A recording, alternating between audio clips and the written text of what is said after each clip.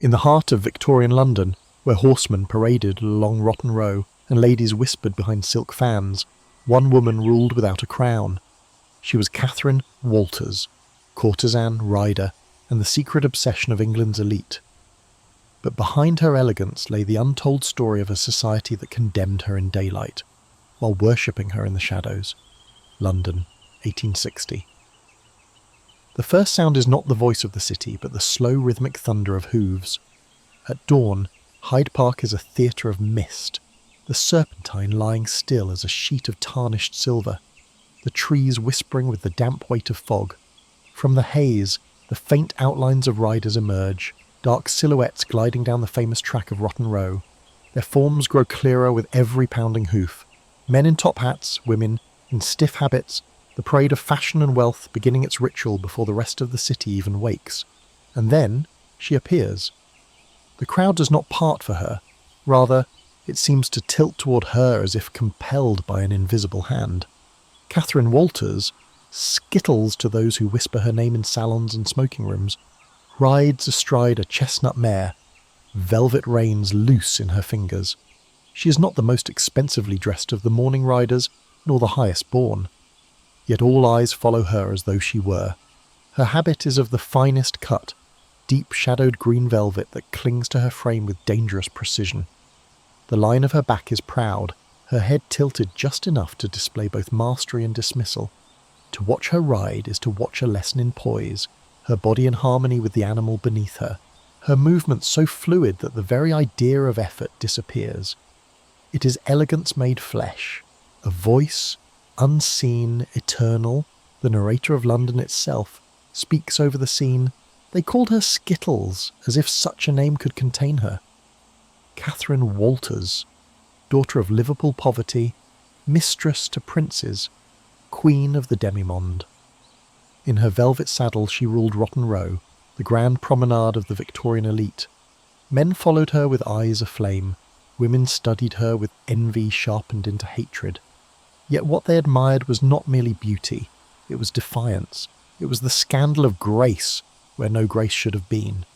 A carriage rattles by on the road, its curtains drawn, but within one catches a glimpse of pale faces pressed to the glass, aristocratic women silent in judgment, yet unable to look away. A pair of young officers ride close behind Catherine, their laughter forced, their gazes hungry.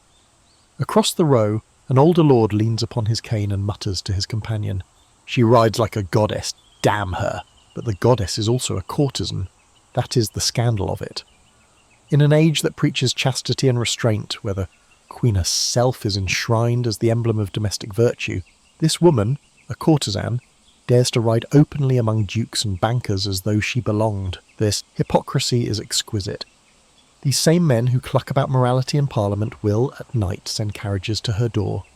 These same wives who condemn her will copy the cut of her riding habit for their daughters. Catherine's lips curve, not into a smile but something cooler, an acknowledgement of her stage. Rotten Row is her theatre, and today she plays the role to perfection. She knows that the gossip columns will report on her appearance, that whispers of her velvet saddle will carry into the dining rooms of Mayfair.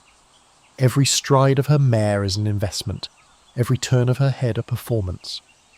The narrator continues, softer, darker. She was no innocent. Catherine Walters understood her power, and she wielded it with a precision that frightened men more than it thrilled them. For beneath the silk gloves and the emerald velvet lay a knowledge too sharp for comfort, that beauty, fleeting as mist, could be transmuted into gold, into houses, into a future. And so she rode not for love, nor for the gaze of the crowd, but for survival. The mist thickens as the riders circle the track. London itself seems to shift around her. The gas lamps beyond the trees glow like ghostly sentinels. The distant spires loom through smoke. One sees, in this vision of Hyde Park, not simply leisure, but the entire empire in miniature. Discipline, spectacle, wealth and rot hidden just beneath the surface. Catherine leans forward slightly, whispering something to her horse. The mare responds with a burst of speed, carrying her past a cluster of noblemen who turn to watch her retreat. There is laughter, a gasp, a murmur of disapproval, but above all there is fascination. Rotten Row, This sacred stig of aristocratic ritual has a new queen, and she is not of their world. She is a trespasser, yet untouchable. The scene shifts, the thunder of hooves blending into the deeper rumble of the city itself. Streets filled with smoke and beggars, gaslit taverns where men whisper her name, crowded theatres where her beauty is painted into scandalous caricature. London holds its secrets tightly, yet few are more delicious than hers. And the narrator, like a confession, closes the curtain on this opening act. This is not merely the tale of a courtesan, it is the story of a city, of hypocrisy and hunger, of desire draped in velvet and power disguised as morality. Catherine Walters rode at the heart of it all, the most admired woman in London and the most condemned. And as we follow her, we follow London itself, a place where respectability was a mask, and beneath it, sin rode free. The hoofbeats fade into silence. The mist thickens until Hyde Park is gone, and all that remains is the memory of a woman in velvet vanishing into history. The mist curls and breaks as if the park itself is exhaling. A church bell tolls in the distance, muffled, mournful, a reminder that London is not merely a city of leisure, but a machine of time and judgment. Yet, on Rotten Row, the rhythm belongs to hooves.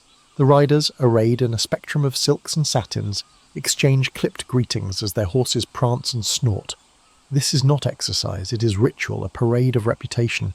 And among them, Catherine Walters is more than a rider. She is a disruption. The Row has always been a theatre of class, a place where dukes measure dukes, where marriages are forged in glances, where respectability parades itself beneath the pale morning light. But Catherine enters this theatre with no pedigree, no lineage. Her family name is not carved into country houses or echoed in Parliament. She was born of Liverpool poverty, daughter of an Irish labourer, her childhood streets thick with coal soot and despair. That she rides here at all is scandal enough, that she eclipses the daughters of dukes, unforgivable.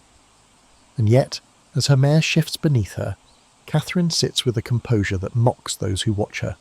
The straight line of her shoulders tells its own truth. She knows she is the best horsewoman in London. Her hands, steady on the reins, reveal hours of practice not on manicured estates but in rougher, grittier fields. She rides not with ornament but with instinct, a mastery carved out of survival rather than leisure. A young guardsman rides past and tips his hat. His face is flushed, boyish, barely hidden by the sharp lines of his uniform. Catherine allows herself the briefest glance, a half-second acknowledgement, before turning her eyes away. It is dismissal wrapped in allure, and the boy will carry it with him for weeks, retelling it in barracks, convincing himself it meant more than it did. Catherine has played this scene 100 times. Each glance, each silence is part of the script. On the edge of the track, a cluster of matrons watch. Their parasols are tilted low, their whispers sharpened into daggers. Disgraceful, one breathes. They ought not allow her here. Another murmurs, and yet the Queen will not forbid it, lest her son take offence. A third, quieter than the rest, adds, God help us, I wish I had her figure. Their laughter is brittle, like glass under strain. The hypocrisy clings to the air as tightly as the mist. A carriage rattles past, this one more luxurious than the last, its crest gilded on the door. Inside, unseen, a nobleman peers through the curtain at Catherine's retreating form. His lips twitch into the faintest of smiles. Recognition, perhaps memory. Whispers say she has already captured princes, bankers and dukes. Whispers say the Prince of Wales himself has ridden behind her like a schoolboy in love. No one knows for certain. Catherine's greatest weapon is not her beauty, but her discretion. The narrator's voice returns, weaving through the scene like smoke. Rotten Row was more than a riding path. It was the pulse of London's elite, where fortunes were flaunted, alliances tested, scandals born. And in the 1860s, no figure drew more eyes, more whispers, more envy than Catherine Walters. She was not of their class, yet she became their obsession. She was a courtesan, yet she moved with the untouchable grace of a queen. Catherine slows her mare, letting the animal walk in measured strides. She knows the value of pacing. To gallop endlessly would be to waste the moment. To vanish too soon would leave the crowd unsated. Instead, she lingers, each step deliberate, her velvet skirts brushing the saddle like shadows against flame. Children dart at the edges of the row. errand boys and flower sellers, their eyes wide as they glimpse the woman who rides like a legend. To them she is a story come to life, proof that the boundaries of class can be breached, that beauty can slip its leash and command even dukes to watch. They do not yet know the cost of such beauty, the bargains made in candlelit rooms, the prices set in whispers, but they will. The morning deepens. More riders enter the Row, the parade growing thicker, noisier. Yet Catherine remains the axis around which it all turns. She does not need to speak. She does not need to acknowledge the crowd. Her silence is her dominion. And then, almost imperceptibly, she turns her mare toward the exit. The shift causes a ripple through the onlookers. Heads turn, voices rise. She has been here perhaps an hour, perhaps less, but her departure is felt like a curtain falling. The performance is over. The goddess returns to her shadows. The mare steps gracefully onto the path leading back toward the gates of the park. The mist parts before her as if retreating from something it cannot contain. Behind her the chatter resumes. Speculation, envy, judgment, desire. The Row continues, but it is diminished. As Catherine disappears into the trees, the narrator whispers once more, almost like a prayer, "Remember her." For she was not merely a courtesan, nor merely a beauty. She was the contradiction of London itself, purity paraded, sin concealed, elegance weaponized. To follow her is to follow the secrets of the city, secrets that even now lie buried beneath the cobblestones and gaslight.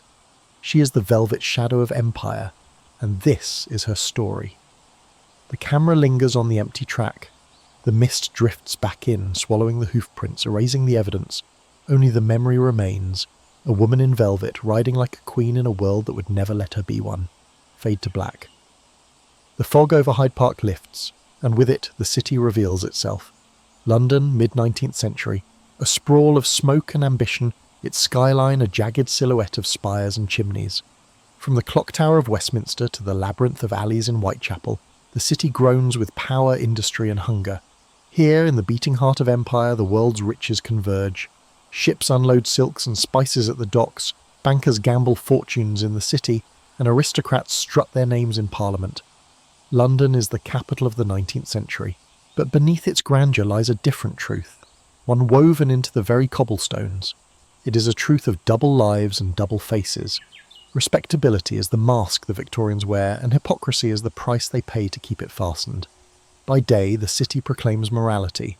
Queen Victoria, with her solemn devotion to Prince Albert and her many children, is painted as the ideal of domestic virtue, a mother queen whose every gesture is sanctified in print. Newspapers sermonize on chastity and duty, preachers thunder against sin, and politicians in Parliament denounce vice with righteous indignation. Respectable women wear high collars and low eyes, their corsets laced so tight they can scarcely breathe, their bodies turned into cages of propriety. Men too adopt the armour of restraint. Black coats, polished boots, a studied air of severity. But by night the mask slips. London after dark is a city of gaslight and shadows, where the roar of traffic gives way to whispers and the thud of boots on the damp cobblestones. Taverns overflow with sailors, thieves and desperate women. Theatres glitter with actresses whose beauty blurs the line between stage and brothel. Carriages slip through the fog to discreet addresses in Mayfair, where mistresses await in silken gowns, and in the East End, where poverty festers like an open wound, brothels burn with cheap lamplight, selling bodies for pennies while gentlemen of high rank prowl their doors. The hypocrisy is staggering. The same lords who thunder in Parliament against immorality keep mistresses in hidden houses. The same matrons who denounce fallen women hire seamstresses whose wages cannot feed them, driving them into prostitution. Respectability is a performance, a brittle veneer stretched over an ocean of vice, and London, like an actor too skilled for its own good, plays both roles at once. The demi-monde, the half-world of courtesans, mistresses and actresses, thrives in this contradiction. They are both celebrated and condemned, desired and despised. Newspapers chronicle their fashions as eagerly as they denounce their lives. Painters capture their likenesses, poets allude to their beauty, and yet society insists on their exclusion. They are ornaments in private, scandals in public. Catherine Walters would rise to rule this half-world, but first the stage must be seen clearly. A society that worships purity while secretly bowing to desire. On Regent Street, a carriage rattles past, its windows curtained. Inside, a young viscount leans close to a woman not his wife, her perfume a storm of violets and musk. The coachman does not look back.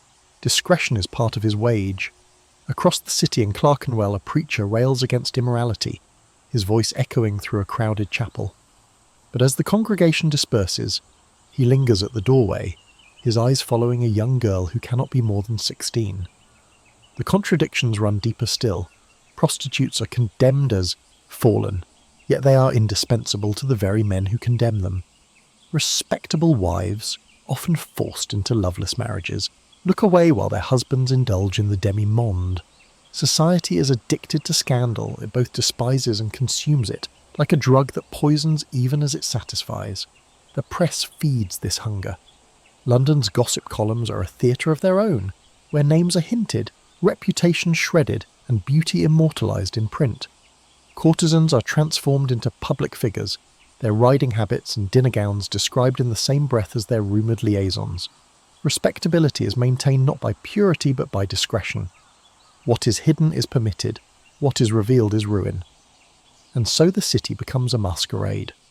By gaslight, one mask slips into another. A banker becomes a libertine, a duchess becomes a voyeur, a preacher becomes a client. The mask of respectability is never discarded, only adjusted, polished, maintained at all costs. Into this world, Catherine Walters rides like a spark on dry tinder. She is both an intruder and a reflection, a courtesan who dares to wear the garments of respectability in public, who dares to parade among the elite, not as their secret but as their equal. She exposes the mask for what it is, fragile, false, desperate, and that is why she is both worshipped and feared. But the city itself has no conscience. It swallows secrets as readily as it creates them. In Whitechapel, the poor die in gin-soaked beds, unnoticed by the world beyond. In Mayfair, fortunes are gambled away in candle-lit rooms while wives wait in silence upstairs. In Westminster, statesmen thunder against the sins of Parisian courtesans even as they pen letters to their London mistresses. London thrives on these contradictions.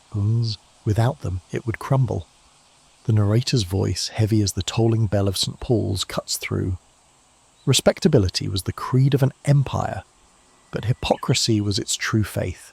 London clothed itself in virtue while feeding itself on vice. And in that half-light, women like Catherine Walters learned to turn scandal into survival. They were the shadows in the gaslight, the velvet behind the mask.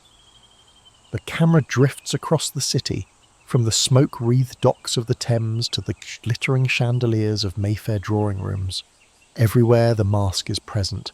In the stilted laughter of a dinner party, in the painted smile of an actress, in the veiled glances of lovers passing unacknowledged in the park. Respectability reigns, but beneath it the city is alive with desire, corruption and secrets. And soon, from the crowded streets of Liverpool, a girl will step into this world, carrying with her nothing but determination and a face that could bend the will of men. Catherine Walters will not merely inhabit this masquerade, she will master it. The curtain trembles. The next act is about to begin. The masquerade of Victorian London is not confined to Hyde Park, or the drawing rooms of Mayfair. It lives in the very bricks and stones, in the rhythms of the city that never truly sleeps. The sun may rise, but the shadows remain. Walk west along Piccadilly, and you will find the heart of fashion, glittering shops where respectable ladies examine Parisian silks, while pretending not to notice the actresses and demi-mondaines at their side, both groups fingering the same fabric with the same desire.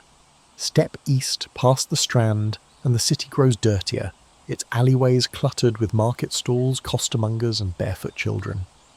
There, too, the mask persists, poverty dressed in Sunday best, worn shoes polished to a faint shine, the illusion of decency maintained at all costs. Respectability is not only a moral creed, it's an economy. To appear virtuous is to secure employment, a marriage, a future. To falter is to fall, and falling means ruin. For women the line is perilously thin. A young governess who accepts a gentleman's carriage ride risks her livelihood. A seamstress caught in a tavern may never find work again. Yet for men, indiscretions are indulgences, not sentences. A bachelor's scandal can be laughed away. A woman's whisper can condemn her for life. It is this brutal imbalance that fuels the demimonde. For every ruined girl cast from polite society, there is a courtesan who steps into her place, wielding the very sin that destroyed others as her weapon. Catherine Walters would become one of these women, not the victim, but the survivor who turned hypocrisy into currency. But before she, there were others who shaped the path. London remembers Harriet Wilson, who dared to blackmail her lovers by threatening to publish her memoirs, exposing the hypocrisies of men who swore themselves paragons of virtue. It remembers Cora Pearl, infamous in Paris but notorious in London, her beauty a blaze that consumed fortunes before collapsing into ruin. Their names are whispered like charms and curses, examples of what happens when a woman grasps at too much power in a world that permits her none. Catherine would watch, would learn, and would choose discretion over spectacle. The city itself breathes scandal like smoke. Newspapers feed it daily, their gossip columns mingling with parliamentary reports and market prices. The Illustrated London News sketches actresses in their latest gowns, their necklines scrutinised more carefully than their performances. Pamphlets circulate describing the evils of prostitution in tones both horrified and titillated, as if the writers cannot help themselves. Sermons thunder against vice, drawing crowds of curious men who slip into brothels as the church doors close. Respectability demands that these contradictions remain unspoken, yet everyone knows them.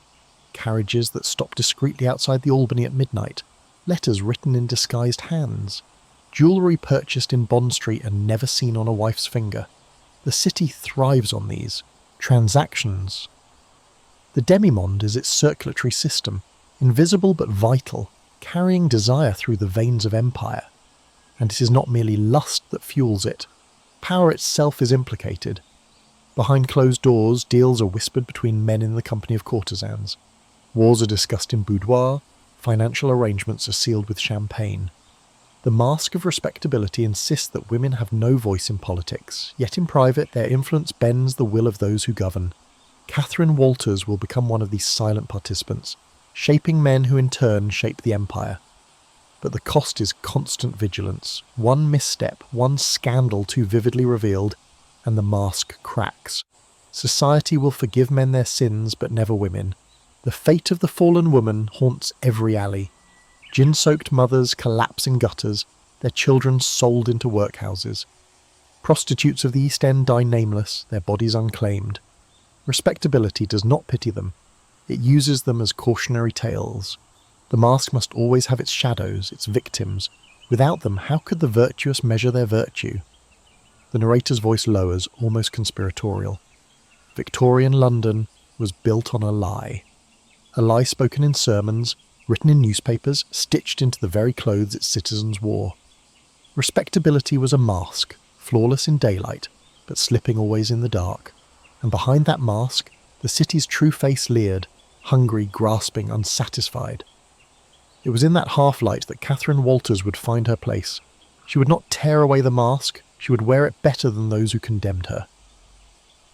The streets shift again, the camera wandering, past St. James's, where gentlemen's clubs glitter with wealth, their mahogany doors concealing both political intrigue and drunken debauchery. Past Covent Garden, where flowers and flesh are sold side by side, bouquets hiding propositions. Past the Haymarket, where gas lamps burn long into the night, illuminating actresses who step into carriages that carry them not home, but elsewhere. Everywhere the mask remains. Everywhere it is cracked. And the city, colossal, unstoppable, feeds on it. It grows fat on empire and industry, but it survives on scandal and secrecy. Without its courtesans, its mistresses, its half-world of women who defy respectability even as they imitate it, London would falter. Its mask would collapse. The narrator concludes, heavy as a judge's gavel. To understand Catherine Walters, one must first understand her stage. London in the 1860s was not merely a city, it was a theatre. Its citizens were actors, its morals were costumes, its scandals were the script. Respectability was the mask, hypocrisy the performance. And into this theatre stepped a girl from Liverpool, who would ride not as a spectator, but as its most unforgettable star. The curtain quivers once more. The mask has been set. The hypocrisy revealed. Soon, the story narrows to the girl herself, the child of poverty who will learn how to wear the mask more perfectly than London ever dreamed. Fade. The city smells of salt, coal and desperation. Liverpool, 1839, a port swollen with ships, their masts like a forest of skeletal fingers clawing at the grey sky. The air is thick with soot, with the cry of gulls, with the groan of cargo hauled across wet cobblestones. It is a city of arrivals and departures, of fortunes made and lives wasted, of Irish families fleeing famine only to find poverty in another form. Among these narrow alleys and cramped lodgings, a girl is born. Catherine Walters, later to be called Skittles, later to ride in velvet through Hyde Park, begins her life in a cramped room off Islington, the daughter of an Irish labourer. Her world is not velvet and gaslight, but hunger and coal smoke. The narrator's voice drops like a tolling bell. Before the velvet saddle, before the glitter of Rotten Row, there was Liverpool. A city where poverty pressed down like fog, where survival was bought with hard hands and harder bargains. Catherine Walters was born into this world, and it would mark her, sharpen her, make her hunger for more. Her family is poor, like so many who came from Ireland seeking work. Catherine's father shifts between unstable jobs, dock labour, odd carpentry, hauling when ships arrive. Her mother struggles with illness, her hands chapped and raw from endless washing. The children, too many for the space they inhabit, huddle together for warmth in winters when coal runs short. Childhood here is not innocence, but endurance. The streets are alive with shouting hawkers, drunk sailors, and barefoot children scrambling for scraps. The docks are dangerous. One misstep among the ropes and gears can crush a man. Disease creeps through the alleys. Cholera, typhus, the endless cough of consumption. Catherine grows up surrounded by death, and it teaches her a lesson she will never forget. Well, life is frail, and to survive one must seize what one can. Yet even in this grimness she shines. Neighbours remember her as striking, with dark eyes too knowing for her age, her laughter cutting through the smoke. She is quick, clever and restless. While other girls stoop over washing or mend rags, Catherine finds ways to slip free, to watch the world beyond her narrow street. She learns to charm, to talk her way past suspicion, to make people notice her. But charm alone cannot feed a family. By her early teens, Catherine is working. She is said to have been employed in a bowling alley, setting pins and serving drinks. It is here she earns the nickname that will cling to her for life, Skittles. The name is mocking, coarse, but it fits. The girl of the alleys, quick and unpredictable, knocked down and rising again like the pin she sets. The bowling alley is no place for innocence. Sailors roar with laughter, coins clatter on wooden counters, drunken men leer at tea, serving girls. Catherine learns to smile and deflect, to use her wit as armour. She sees how men look at women, not with tenderness, but with hunger, and she begins to understand that hunger can be turned into coin, into opportunity. For a girl in her world, the choices are few. Domestic service, factory labour, prostitution. All are brutal, all are dangerous. Service means endless hours under the tyranny of a mistress. Factory work means broken health by 30. Prostitution means ruin for most. But Catherine is not content with survival alone. She wants more. She wants escape. The narrator whispers, almost as if confessing. In Liverpool, beauty was both curse and salvation. A girl with no looks might labour unseen until she collapsed. A girl with beauty might be noticed, and in that notice lay danger, but also possibility. Catherine Walters was beautiful, and she was clever enough to know it. By her mid-teens, Catherine begins to attract attention. Men in the bowling alley, wealthier than sailors, notice her. Whispers pass, small gifts appear, a ribbon, a coin, piece of jewellery too fine for her station. Catherine accepts them, not out of naivety, but calculation. She is already learning the silent language of exchange, affection for security, charm for protection. Liverpool is unkind to girls like her. Respectable society condemns them while consuming them in secret. Yet Catherine refuses to be crushed by judgment. She studies the women who survive, those who know how to smile without surrender, how to take without being taken from. She sharpens her own performance, her own poise. Already the mask of elegance is being fitted, though it is stitched from rags and shadows. The streets around her are filled with cautionary tales. Girls her age vanish into workhouses, into brothels, into graves. Catherine walks among them like a flame refusing to be extinguished. She begins to imagine a different life, a life beyond Liverpool, beyond the soot and the stench, a life where men's hunger is not her doom but her ladder. The narrator's tone hardens, the city itself echoing the thought. Every courtesan begins with a choice. Not always a conscious one, not always a single moment, but a turn in the road where survival bends towards scandal. For Catherine Walters, that turn began in Liverpool. Among poverty and smoke she learned her first lessons, that beauty was power, that discretion was armour, and that the world would condemn her even as it desired her. She would not waste her time begging for approval. She would use what she had, and she would win. As Catherine grows older, her reputation spreads. Skittles, they call her, not as insult but recognition. She is different, she is noticed. Admirers begin to offer more than ribbons and coins.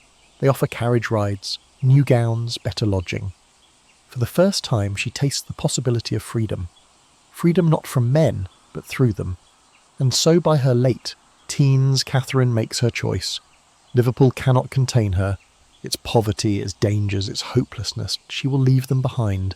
There is a city where her beauty and wit will not merely feed her, but raise her above the gutter. There is a city where men of power and fortune gather, where the demi-monde thrives beneath the mask of respectability. That city is London. The docks that once suffocated her become her departure. She boards not a ship, but a carriage bound for the capital. The road is long, the future uncertain, but Catherine carries with her the lessons of Liverpool. Poverty as fuel, survival as instinct, beauty as weapon. She rides away from the smoke of her birth and toward the fire of her legend. The camera lingers on the city she leaves behind, the soot, the alleys, the grey waters of the Mersey. Then it shifts forward, to the glittering lights of London, waiting like an open mouth. The narrator speaks the transition. Thus the girl called Skittles left the alleys of Liverpool for the boulevards of London. She carried with her the scars of poverty and the hunger for survival, and in the demi-monde of the capital she would find her stage, her patrons, and her peril. The mask of respectability was waiting, and Catherine Walters would learn to wear it with velvet and steel. Fade. Liverpool was not simply a city, it was a crucible. Every sound, every smell, every shadow was a reminder that life was precarious and brutal, and that a girl born poor could vanish from the world without leaving a trace. The docks defined everything. By dawn the air was already filled with the hammering of shipwrights, the creak of pulleys lifting cargo from the holds, the sharp commands of overseers driving men to haul faster, heavier. Great clippers from India, Australia and the Americas spilled their wealth here. Tea, sugar, cotton, tobacco. Yet none of it softened the misery of the labourers who unloaded it. The riches of empire passed through their hands like smoke, leaving nothing but splinters and exhaustion. For Catherine's family, survival meant constant improvisation. Her father's earnings could vanish in a single week of bad luck. An injury at the docks, a strike, a ship delayed by storms. Rent collectors came regardless, and the threat of eviction hung over them like a permanent storm cloud. Catherine grew up listening to her mother's whispered arithmetic at the table. How much coal could be bought? How many loaves stretched? How much thread left for mending? Hunger was not occasional, it was constant, gnawing, familiar. And yet, even amid deprivation, the city teemed with spectacle. Liverpool's streets were crowded with Irish immigrants, soldiers, sailors and merchants, each bringing their own rhythms and tempers. Music spilled from taverns, children's chants echoed in the alleys, preachers raised their voices in fervent tones on corners. It was a city alive, pulsing, unrelenting. Catherine absorbed it. All, the accents, the gestures, the way a look could command audience, the way laughter could disarm a stranger. The bowling alley where she worked as a teenager was her first theatre. The air smelled of beer and sweat, the clatter of wooden pins mingling with raucous cheers. Men of every kind passed through, sailors on leave, merchants seeking amusement, even officers in bright uniforms. For Catherine, it was an education in power. She learned which smiles earned coins, which jokes softened tempers, which glances promised more than they gave. She learned too, how quickly admiration could turn into menace, how easily a hand could tighten on her wrist if she lingered too near. It was here that she first realised her beauty was a shield and a weapon. She saw it in the way men leaned closer to her, in the way rivals whispered when she passed. The nickname Skittles, given with a sneer, became her banner. She wore it not as insult, but as charm, proof that she was noticed, that she mattered. But Liverpool was not a place where beauty alone could protect a girl. The city's poverty devoured women quickly. Some of Catherine's companions vanished into the workhouses, where families were separated and labour broke them down to ghosts. Others disappeared into brothels near the docks, their faces hollowed by gin before 20. Catherine watched, and she refused to follow. She began to dream of escape. London shimmered in her imagination, not as a place of salvation, but as a stauge larger than any she had known.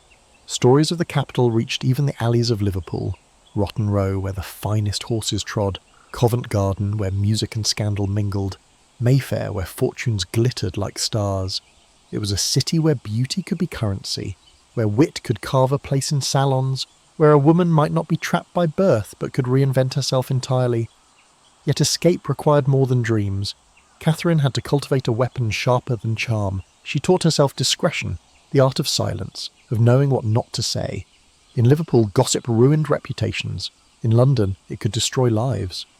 Catherine practiced restraint, learning to smile without revealing, to accept without confessing, to appear grateful while calculating her next step. This discretion would later set her apart from other courtesans, who burned brightly but fell into ruin. As she grew, her admirers grew wealthier. Men began to offer more than coins or ribbons, promises of lodging, of gowns, of protection. Catherine accepted selectively, testing her power, learning what men truly valued. It was not simply her face or her figure, but the way she carried herself, the suggestion of refinement that belied her origins. She was still the daughter of poverty, but she moved as though she belonged somewhere higher. The narrator Solemn cuts in. It was in Liverpool that Catherine Walters forged the weapons she would one day wield in London. From poverty, she learned hunger. From the bowling alley, she learned performance. From watching the ruin of others, she learned discretion. These were not gifts, but scars. And scars, when carried with elegance, can be mistaken for jewels. By her late teens, Catherine had become restless. The streets that once seemed vast now felt suffocating. She knew every alley, every tavern, every shadow where danger lingered. She had watched too many women fall, and so when the chance came to leave, whether through the arm of a patron or by her own determination, she took it. The departure was not dramatic. There were no trumpets, no farewells. Perhaps only her mother watched her go, fearful yet resigned. Liverpool had claimed so many. If Catherine wished to try her fate elsewhere, who could stop her? The city had no mercy to offer, and so she left. A carriage rattled down the road toward London, carrying a girl with little but her beauty, her wit, and her hunger. Behind her, Liverpool continued to choke on smoke and salt. Ahead, the capital awaited, vast, glittering, merciless. The camera lingers on the girl's face as she gazes out the window, watching the horizon shift. There is no fear there, only resolve. She has survived poverty. She has learned the rules of hunger. Now she will step onto a stage where the stakes are higher, where beauty and discretion are worth fortunes, where a girl from the alleys might ride in velvet among princes. The narrator's voice fades, ominous, certain. Catherine Walters left Liverpool not as a victim but as a contender. The city had sharpened her like a blade. In London, that blade would flash, dazzling, wondrous, unforgettable. The girl called Skittles was on her way to claim her throne in the demi-monde of empire. The carriage disappears down the road. Behind it, the smoke of Liverpool rises like a funeral pyre. Ahead, the lights of London flicker, like a promise and a threat. Fade. London in the 1850s was a beast unlike any other. The city devoured newcomers whole, spitting some back into the streets broken and penniless, while granting others the chance to glitter like diamonds in its endless masquerade. It was a city of thresholds. Pass through one doorway, and you entered respectability. Another, and you were marked forever. For a young woman alone, beauty was not simply an asset. It was a weapon. It could save or destroy. Catherine Walters arrived carrying little more than her face, her wit, and her hunger. She stepped into London not as a lady, not as a servant, but as something the city had already prepared a place for, a courtesan in waiting. The narrator's voice cuts through the fog, solemn and knowing. Every empire has its shadows. In Victorian London, those shadows were the demimonde, the half-world of kin who lived outside respectability, yet within arm's reach of power. They were mistresses, courtesans, actresses, women who turned scandal into survival. Catherine Walters did not stumble into this world. She chose it. At first, she was only a rumour. A girl from Liverpool, beautiful and sharp, appearing in theatres and taverns, her laugh quick, her gaze quicker. Men noticed her, as they always did. But in London, notice alone was not enough. To be more than a passing fancy, she had to become unforgettable. And so she shaped herself into Skittles. The name clung to her, carried from Liverpool, yet in London it transformed. What had once been coarse and mocking became playful, daring, memorable. In salons and gossip sheets, Skittles was not an insult but a signature. It suggested mischief, charm, unpredictability. A courtesan must be many things, desirable, mysterious, unattainable, and in the name Skittles, Catherine found her mask. Her beauty was undeniable, but it was her bearing that set her apart. She carried herself with elegance that seemed out of place in her origins. Where others flaunted jewels gaudy and obvious, Catherine chose refinement. She studied the fashions of society ladies and mirrored them with just enough daring to outshine without parody. Her gowns were cut close, her riding habits immaculate, her poise sharper than any diamond. Men admired her not only for her body but for the way she seemed to belong in their world while refusing to be owned by it. The demimonde welcomed her. Courtesans recognised in her a new star, one who might rival the infamous Cora Pearl or Harriet Wilson. They whispered of her discretion, her wit, her ability to captivate without surrender. In a society that devoured courtesans as quickly as it elevated them, Catherine understood that survival depended not on scandal but on silence. She never revealed her patrons, never paraded her conquests. In a world addicted to gossip, she learned that the greatest power was to give the crowd nothing. Her rise was swift. Within a few years, she had patrons of rank and fortune. She moved into finer lodgings, her gowns tailored by the best hands, her carriages discreet but luxurious. Newspapers began to take note of her presence, hinting at her name, sketching her likeness. She was no longer Catherine Walters of Liverpool. She was Skittles, the courtesan who turned every head. Yet her true stage was not the salons or theatres, it was Rotten Row. The grand promenade of Hyde Park was where London paraded its wealth, its rank, its reputation, and Catherine, already a skilled horsewoman from her Liverpool youth, made the Row her throne. Clad in her velvet riding habit, she outshone duchesses and actresses alike. Men craned their necks, women fumed with envy. She rode not as a woman tolerated on the margins, but as a queen among them. The narrator lingers. Rotten Row was not simply a path of sand and hoofprints. It was the pulse of London's elite, a place where appearances mattered more than truth, where respectability was paraded like armour. Catherine Walters rode there as if born to it, and, by doing so, she shattered the illusion that only birth and title could command such power. The effect was electric. Gossip columns reported her every appearance. Her riding habits were copied by society ladies who pretended to despise her. Aristocrats sought her out, eager for the woman who dared to defy the line between mistress and muse. Even the Prince of Wales himself was said to be among her admirers, though Catherine, ever discreet, never confirmed it. But beneath the glamour, the danger was constant. Courtesans lived on a knife's edge. For every woman who rose, another fell. One scandal, one betrayal could undo everything. Catherine saw it happen to others.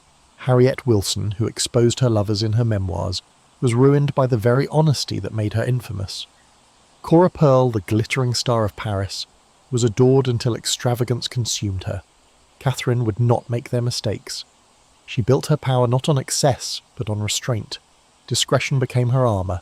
When men spoke her name, it was with fascination, but rarely with certainty. Who were her lovers? What were her secrets? The city longed to know, but Catherine gave them only silence and a smile, and in that silence her legend grew. The narrator whispers like a conspirator in a darkened room. She was never the richest courtesan. never the most extravagant, but she was the most enduring, because Catherine Walters understood the truth of the demimonde. Beauty fades, scandal consumes, but secrecy survives, and so Skittles rose. From the alleys of Liverpool to the velvet of Rotten Row, from the bowling alley to the boudoirs of Mayfair, she transformed herself into a myth. She was not merely a courtesan, she was a symbol of the hypocrisy of her age. Men who condemned her in public courted her in private. Women who envied her copied her style. Society, bound to its mask of respectability, could not banish her, for she had made herself indispensable. The chapter closes with her riding once more through Hyde Park, the sun striking her velvet habit, the crowd turning to watch. She is no longer the poor girl of Liverpool. She is Skittles, courtesan of London, mistress of the demimonde, the woman who will outlast them all. Fade to black. Hyde Park at dawn is a theatre of power. The air is still damp with a mist. The Serpentine glimmers under a thin veil of fog, and the great chestnut trees stand like columns framing a stage. Along Rotten Row, the most famous riding path in England, horses' hooves drum a steady rhythm against the sand. Here, reputation is currency.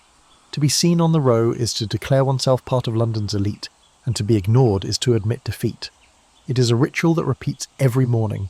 Duchesses and debutantes parading in tailored habits, officers in gleaming uniforms showing off their mounts, lords and bankers exchanging nods as though sealing silent contracts. The Row is where appearances are paraded like banners, where marriages are negotiated with glances, where the performance of respectability is perfected. And then Catherine Walters enters. She does not rush, she does not announce herself. She simply appears astride her mare, the velvet of her riding habit catching the morning light like spilled ink. She rides with a composure so natural that the line between horse and rider blurs. She does not perform, yet every gesture is a performance. Heads turn, conversations falter. Rotten Row has many riders, but only one queen. The narrator's voice descends like a benediction. On Rotten Row, Catherine Walters became legend. They called her Settles, but the name no longer belonged to the bowling alley of Liverpool. It belonged here, to Hyde Park, to the promenade of power. She was the courtesan who dared to ride among the titled, the mistress who stole the gaze of queens and princes alike. Rotten Row was her throne, and London could not look away. Her riding habit is the subject of gossip columns. Cut to perfection, it clings to her figure with just enough precision to scandalise, yet not enough to condemn. Society ladies whisper that it is indecent. Then they order their own dressmakers to copy it. Men describe her posture, her seat in the saddle, her air of calm command. Even the Queen is rumoured to have remarked, with equal parts admiration and disapproval, on Catherine's elegance. But the spectacle is not only her dress, it is her mastery. Catherine rides with a natural grace that shames even the most aristocratic horsewomen. While others bounce stiffly in their saddles, she moves as though born to the animal, as though the horse were an extension of her body. She rides fast enough to command attention, slow enough to be studied, always at the perfect pace. Her control is absolute, and it is this control that makes her dangerous. For in Victorian London, women are expected to be controlled, not to command. Yet here is Catherine Walters controlling not only her mount but the gaze of the city itself. She is courtesan and sovereign in one. Whispers spread along the track. There she is! Skittles! Look at her habit. Parisian, they say. The prince himself admires her, you know. Scandalous, and yet divine. The matrons scowl behind their parasols, their daughters gaze with forbidden longing, their husbands watch too long. Rotten Row becomes a theatre of contradiction, admiration veiled as outrage, envy dressed as disdain. Catherine thrives in this tension. She does not need to speak. Her silence is enough to unmask the hypocrisy of the empire. The narrator lingers, almost mournful. In a city that worshipped purity yet feasted on desire, Catherine Walters was the paradox made flesh. She was condemned as a courtesan, yet imitated as a lady. She was excluded from society, yet she defined its fashion. Rotten Row was not merely her promenade, it was her revolution. But the Row is not without danger. To be visible is to be vulnerable. Scandal lurks at every corner. One stumble, one public misstep could bring ruin. Catherine knows this, and so she cultivates her greatest weapon, discretion. While other courtesans flaunt their jewels, boast of their lovers, or quarrel in public, Catherine says nothing. Her admirers are whispered about but never named. Her gifts, houses, pensions, gowns, are accepted but never displayed as trophies. She allows the world to wonder, to imagine, to hunger for secrets it will never be given. This silence is maddening, and it is powerful. London becomes obsessed not with what Catherine says, but with what she refuses to say. Every gaze on Rotten Row becomes a question unanswered, every sighting a fragment of a mystery. She turns omission into theatre, absence into allure. It is this discretion that protects her even as she becomes the most visible woman in Hyde Park. Others fall to gossip. Catherine survives by giving the crowd nothing but beauty, and so, morning after morning, she rides. Each appearance adds to her legend. The Row becomes inseparable from her image. For many, to speak of Hyde Park in the 1860s is to speak of Skittles, the courtesan who rode as though she owned the earth beneath her horse's hooves. The narrator's voice hardens. She was not a duchess. She was not a wife. She was not respectable. And yet, she was admired more fiercely than any duchess, more envied than any wife, more imitated than any respectable woman. Catherine Walters was mistress of the Row, and that was a title no queen could strip from her. But there is a deeper truth beneath the spectacle. Each ride is a calculation. Each morning's appearance is an investment in her future. Catherine knows that beauty fades, that scandal destroys, that courtesans who do not prepare for age end in ruin. Rotten Row is her advertisement, her calling card, her guarantee of patronage. To be admired is to be remembered. To be remembered is to be desired, and to be desired is to be secure. Her strategy works. Patrons of immense wealth and influence seek her out. Aristocrats, statesmen, even a royalty are rumoured to have bent to her charm. Yet Catherine never lets herself become a possession. She accepts gifts, but not cages. She takes protection, but not captivity. Unlike so many courtesans, she does not gamble away her fortunes or squander her favours. She builds, quietly, steadily, she transforms admiration into stability. Rotten Row, then, is not merely a stage of beauty, it is a battlefield of survival, and Catherine rides it like a general in velvet armour. The chapter closes on a single morning in Hyde Park. Catherine rides at a measured trot, the mist curling behind her, the crowd watching in silence. A lord mutters to his companion, "She rides like a goddess, damn her." A young officer stares, lips parted, unable to look away. A duchess lowers her eyes, unable to bear her own envy. Catherine does not glance at them. She rides forward, eyes fixed ahead, her poise unbroken. Rotten Row belongs to her, and all of London knows it. Fade. The Row was more than sand and hoof prints.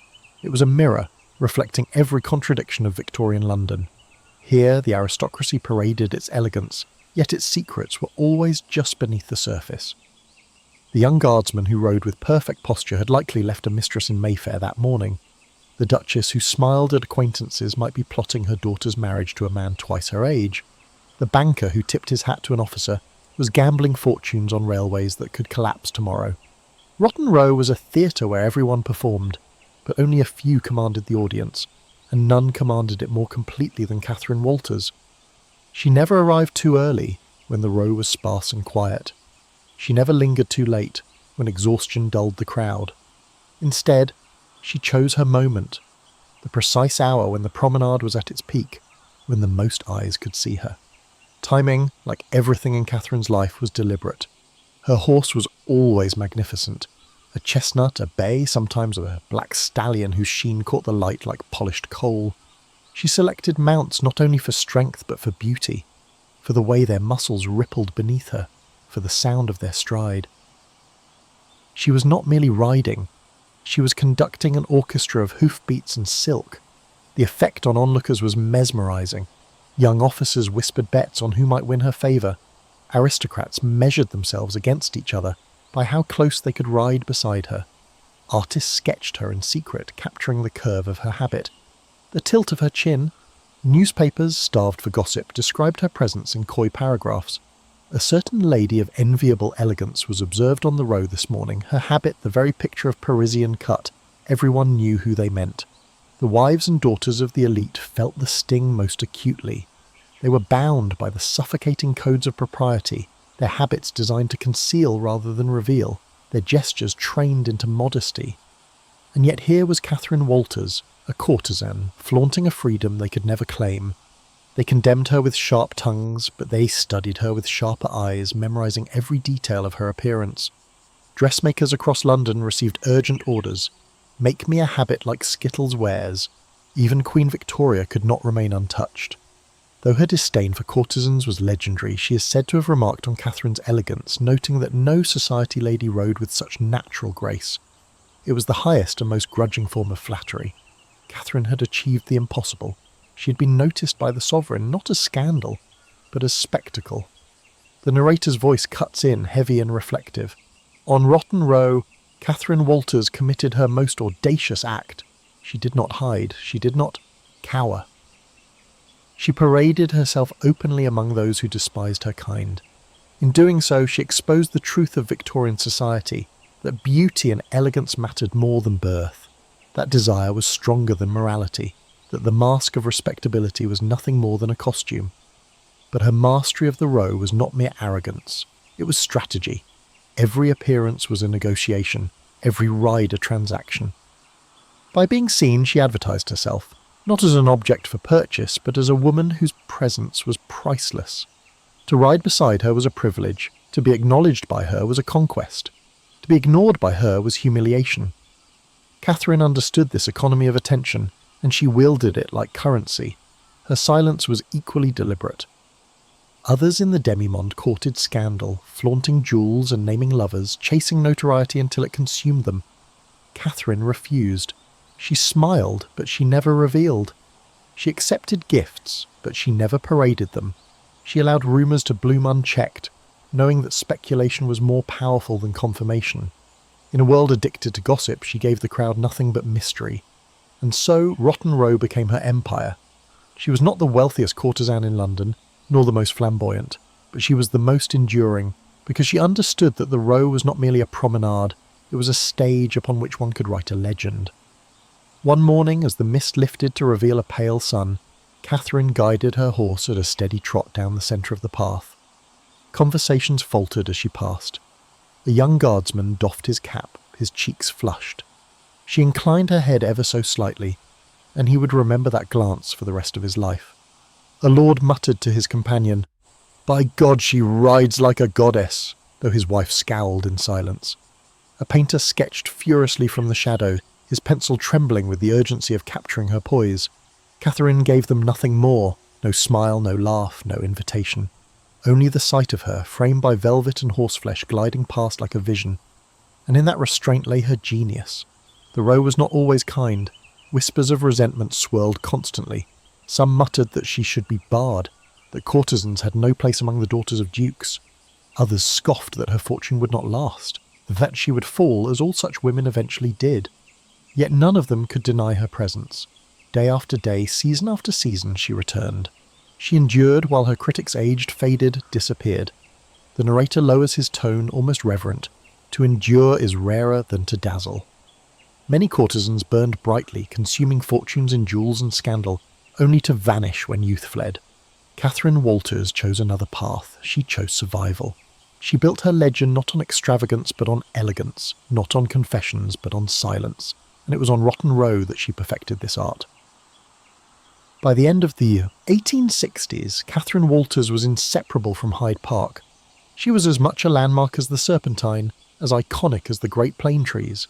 Foreign visitors spoke of her as one of London's curiosities. Writers hinted at her in novels. Painters immortalised her in portraits veiled as allegory. She had risen from the soot of Liverpool to become the most admired horsewoman in the empire. And yet, beneath the admiration, there was always unease. Catherine Helen Walters was a courtesan, a woman who lived by arrangements rather than respectability. She was a reminder that beauty could upend hierarchy, that elegance could outshine birth, that desire could undermine morality. She was both admired and feared, a symbol of what every man wanted and what every woman feared becoming. The chapter closes on a single image. Catherine riding down Rotten Row at sunset, the light turning her velvet habit into fire, the crowd watching in silence.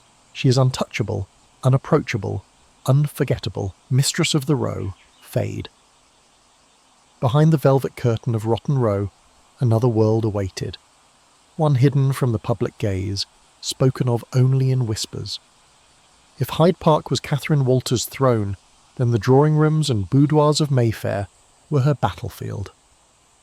It was there, away from the gas lamps and gossip columns, that the real negotiations of her life were made. She was no fool. Catherine knew that her rides through Hyde Park, though dazzling, could not sustain her forever. Beauty was a flame that burned bright but brief.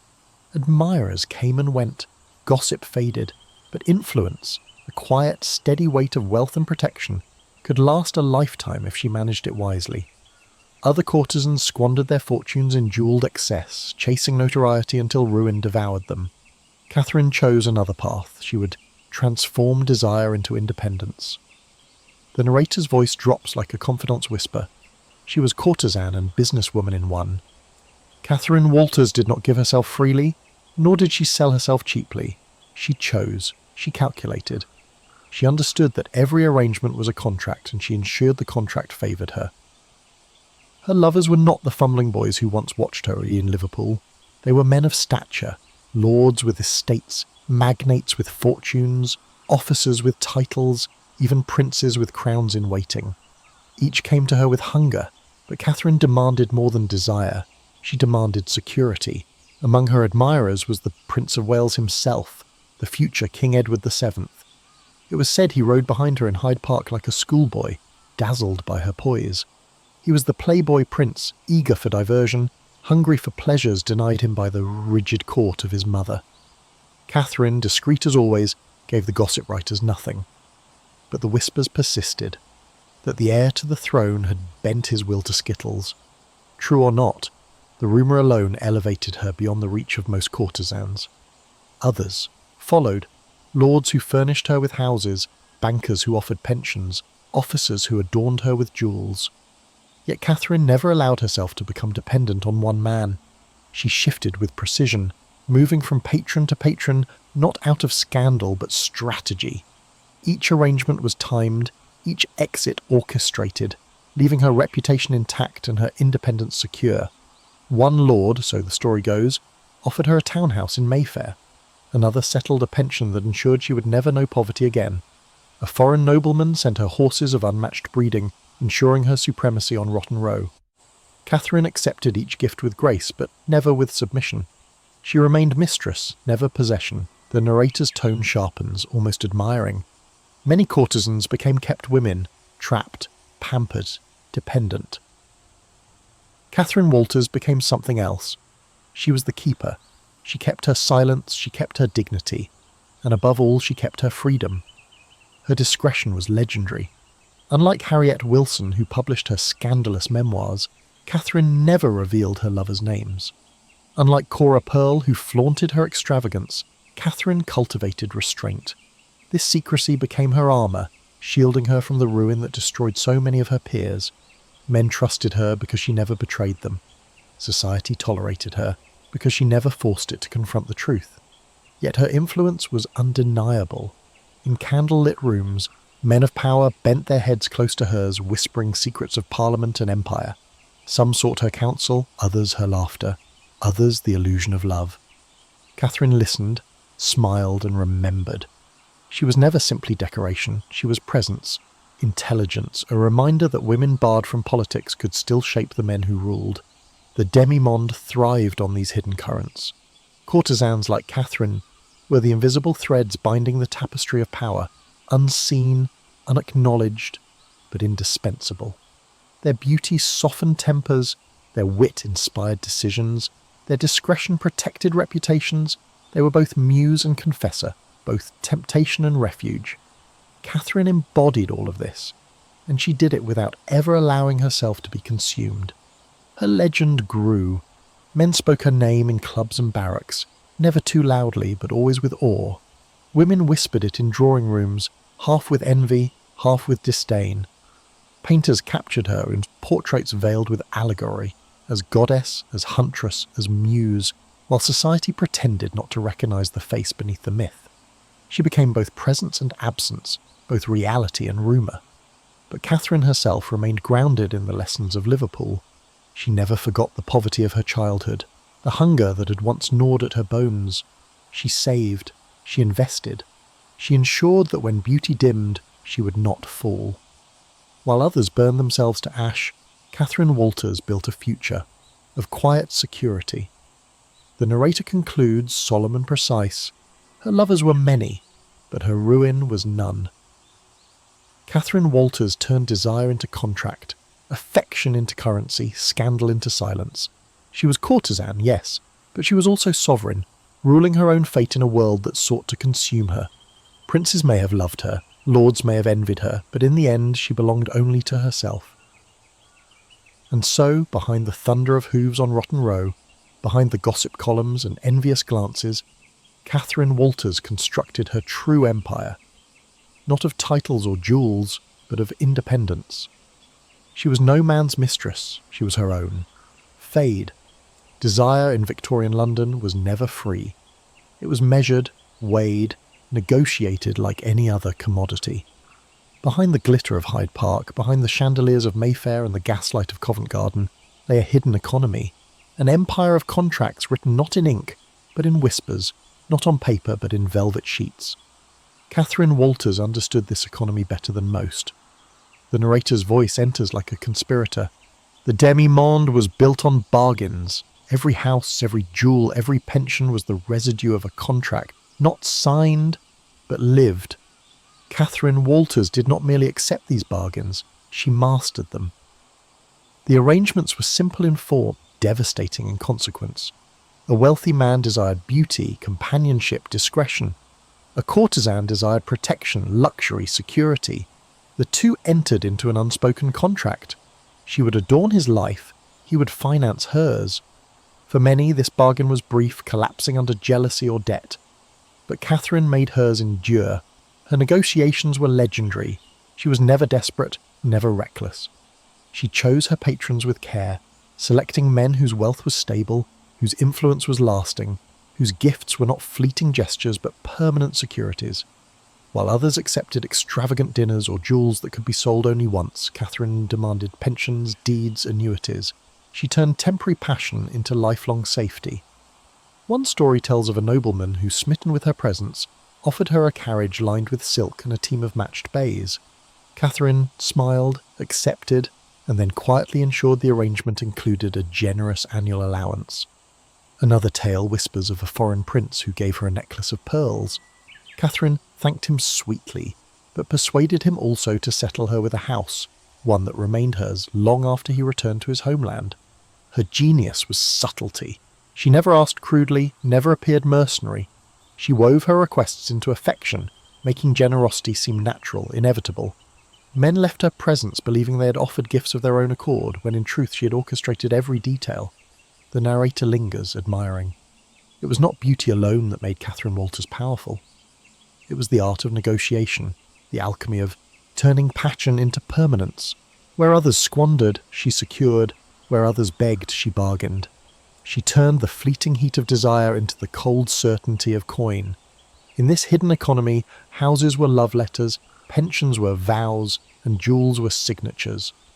Courtesans like Catherine lived not on promises, but on property. A townhouse in Mayfair, a retreat in the countryside, a steady income that flowed long after love had cooled. These were the true tokens of devotion. But there was always risk. A courtesan's fortune could vanish overnight if a patron withdrew his favour, or a scandal made her untouchable. Many women lived in terror of abandonment, trapped in a cycle of dependence. Catherine refused to be one of them. She diversified her contracts, ensuring that no single man held her fate. If one arrangement ended, another began. If one gift faded, another secured her. She built her independence brick by brick, coin by coin, contract by contract. London, of course, whispered. Men admired her beauty but feared her shrewdness. Women envied her security but scorned her means of acquiring it. The press speculated on her fortune, hinting at sums that seemed impossible for a woman of her origins. Yet Catherine never confirmed, never denied. Her silence was part of her wealth, and what silence it was! Unlike her contemporaries who published memoirs or courted publicity, Catherine never betrayed her lovers. She understood that discretion was the most valuable clause in every contract. Men trusted her not to expose them, not to tarnish their reputations with indiscretion. In a society addicted to gossip, Catherine's refusal to speak became her greatest allure. Still, the demi-monde was not a realm of stability. Beneath the velvet there was always danger. Some men, once infatuation soured, grew vindictive. Others gambled away their fortunes, leaving their mistresses destitute. Many courtesans found themselves discarded, aging forgotten, their jewels pawned, their houses reclaimed. Catherine saw their fates and turned them into warnings. She never relied on a single gift, never trusted too deeply, never gambled with her security. The narrator's voice, dark and measured, sums it. Desire was fleeting. Security was eternal. Catherine Walters built her empire not on passion, but on permanence. Each house, each pension, each jewel was not a token of love, but a fortress against ruin. And so, behind the spectacle of Rotten Row, behind the velvet habit that made her a legend, Catherine constructed her true triumph, independence. She was no man's prisoner, no man's possession. She was her own. The chapter closes on an image not of Catherine riding, but of her seated in a quiet parlour, a letter in her hand, a fire glowing at her side. The letter is from a lover, passionate, pleading, filled with declarations. Catherine smiles faintly, folds the paper and sets it aside. Her gaze drifts not to the words of love, but to the deed of the house on the table before her. That, she knows, is the truest declaration. Fade. If Rotten Row was Catherine Walters' stage, the press was her chorus. A chorus both adoring and damning, eager to lift her into legend and just as eager to drag her into ruin. For in Victorian London, no life of beauty and scandal unfolded in privacy. The newspapers saw to that. The 1860s were an age of ink and appetite. London's press had grown into a beast as hungry as the city itself. Penny papers, gossip columns, illustrated weeklies, all competed to feed their readers with scandal, fashion, and whispers from high society. And among their favourite subjects were the demi-mondaines, the courtesans who blurred the line between vice and glamour. Catherine Walters, with her rides through Hyde Park and her veiled silences, was irresistible copy. The narrator's voice cuts in like the scrape of a quill across paper. The court of public opinion had no judge, no jury, only hunger. It devoured beauty, feasted on scandal, and spat out reputations like bones. For Catherine Walters, survival meant not only mastering her patrons, but mastering the gaze of the press. At first, the notices were coy. A line in the Morning Post. A certain lady of exquisite seat and habit was observed on the Row this morning, drawing much admiration. A sketch in the Illustrated London News. A faceless horsewoman, elegant, unnamed, but unmistakable. These hints only fueled curiosity. Who was she? What was her story? Soon her name appeared more boldly. Skittles, they wrote, as though the nickname were a mask that made the scandal safe. The caricaturists seized upon her. In the satirical pages of Punch, she appeared as a goddess of the saddle, leading princes and dukes behind her like tethered ponies. Other cartoons showed her habit exaggerated, her beauty transformed into parody. Yet even in mockery there was admiration. They could not resist her. Catherine herself read these columns with cool amusement. Publicity was both a danger and a weapon. Too much exposure could destroy her. Too little, and she would fade into obscurity. She walked the knife's edge between fascination and scandal, ensuring she was always talked about, never ruined. Her discretion proved invaluable. While other courtesans fell to gossip, their lovers exposed, their affairs splashed across headlines, Catherine gave the press nothing but speculation.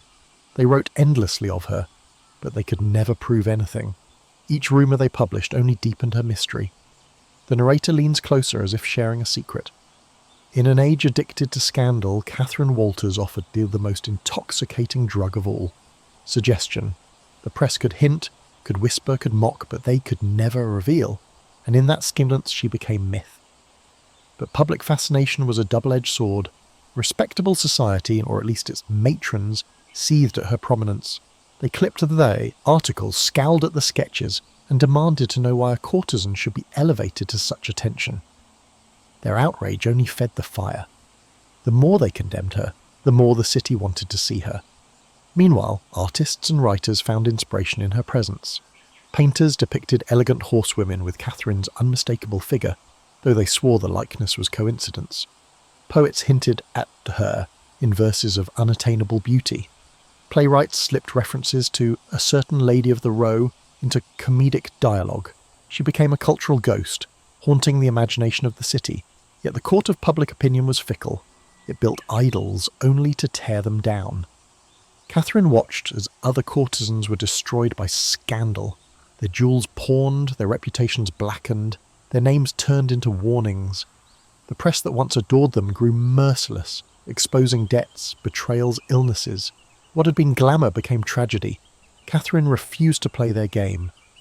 She fed the press only what she wished, the sight of her habit, the glimpse of her horse, the whisper of her name.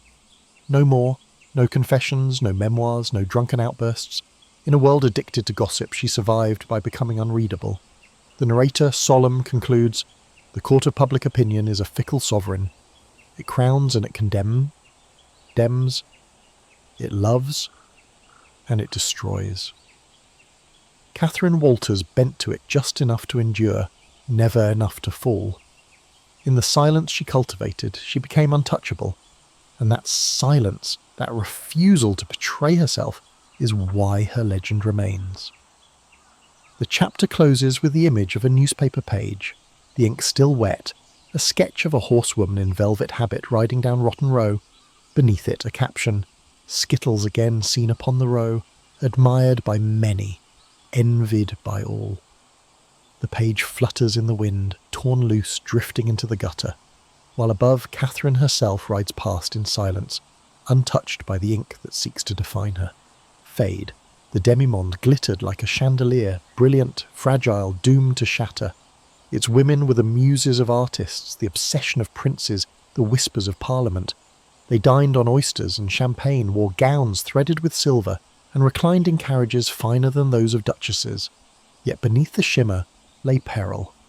For every courtesan who rose, another fell, and when they fell hard. The narrator's voice cuts through, mournful. The world adored its courtesans, but it adored them only while they dazzled. The moment beauty waned, or scandal flared too brightly, admiration turned to cruelty. What had been worship became ridicule, what had been fortune became ruin. This was the fate of the demi-monde, and Catherine Walters in her silence learned to escape it. London remembered the cautionary tales. There was Harriet Wilson, who had once captivated half the aristocracy. When her lovers abandoned her, she published her memoirs, naming them one by one. The scandal was seismic. Dukes, politicians, even a prime minister exposed in her pages. But the glory was fleeting. Respectable society recoiled, her patrons vanished, and Harriet died in obscurity, mocked as a warning. There was Cora Pearl, the fiery courtesan of Paris whose fame bled into London. She bathed in champagne, painted her dogs blue, and dressed in diamonds sewn into her gowns. Men bankrupted themselves for her, but extravagance consumed her, and when her beauty faded, so did her fortune. She ended her days in poverty, her name a bitter echo of a bygone age, and there were countless others, women who shone briefly on Rotten Row, whose gowns turned every head, whose laughter filled gilded rooms. When their patrons tired, when debts piled, when gossip hardened into scandal, they vanished. Some took to gin, some to gambling, some to despair. Their jewels were pawned, their houses sold, their reputations erased. They became cautionary whispers, their names remembered only as shadows. But Catherine Walters endured. While others squandered, she saved. While others exposed their lovers in memoirs or drunken tirades, she kept her silence. While others chased notoriety, Catherine cultivated dignity. She did not burn herself in champagne baths or gamble away her fortunes. She turned her beauty into permanence, houses, pensions, annuities, and she refused to gamble with the one asset she valued most, her reputation for discretion. The narrator leans closer, his tone sharpened.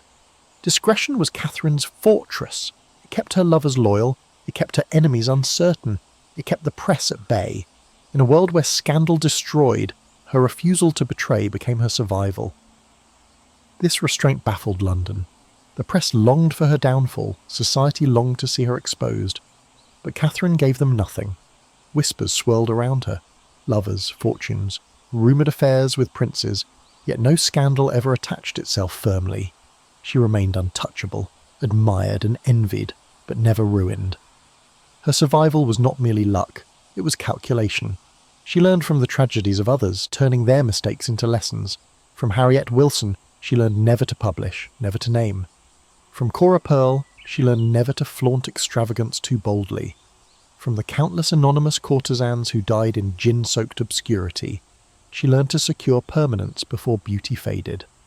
The narrator reflects, heavy as tolling bells, the demi-monde devoured its own tuptumism. But Catherine Walters refused to be consumed. She played the game with velvet gloves and iron resolve, ensuring that when others fell, she still rode. Yet survival came at a cost. To maintain discretion, Catherine lived in constant self-control. She smiled but never confessed, loved but never surrendered, dazzled but never exposed. Behind her elegance was a vigilance as sharp as any blade. Every glance, every word, every appearance was measured. She lived not only for the present but for the future, guarding against the ruin that hovered like a spectre over every courtesan. Still, her endurance became her legend. While other names faded into tragedy, Catherine Walters grew brighter with each passing year. She became not simply a courtesan, but a myth of survival. In a world that consumed women like her, she was the exception, the courtesan who played the game and won. The chapter closes with a haunting image. The gaslit streets of London at night, a carriage rattling past. Inside, a woman slumps in despair. Another courtesan fallen from grace, her jewels pawned, her beauty dimmed. Across the city, in a quieter house, Catherine sits by lamplight, calm, poised, her accounts balanced, her fortune intact. The contrast is stark, the survival unmistakable. Fade. London adored its courtesans, but it never loved them. They were the city's most dazzling ornaments, yet its most despised outcasts. They were celebrated in whispers, immortalised in sketches, envied for their gowns and jewels, but denied the simplest dignity of respectability. To be a courtesan in Victorian London was to live as both sovereign and exile. Catherine Walters embodied this paradox more completely than anyone. By day she ruled Rotten Row, commanding the gaze of lords and princes. By night she dined in candlelit rooms finer than any duchess's drawing room. Her gowns were tailored by the best hands of Paris, her carriages discreet yet splendid, her admirers powerful and wealthy. She had escaped the soot and poverty of Liverpool, transformed herself into the most admired horsewoman in England, secured pensions and houses that made her financially independent. On the surface, hers was a life of triumph, and yet, no matter how high she rose, society would never accept her. The narrator's voice enters like the slow toll of a funeral bell. She was celebrated, but not welcomed, admired, but not embraced. Men paraded her in Hyde Park, but never in their family portraits. Women copied her fashions, but never invited her to tea.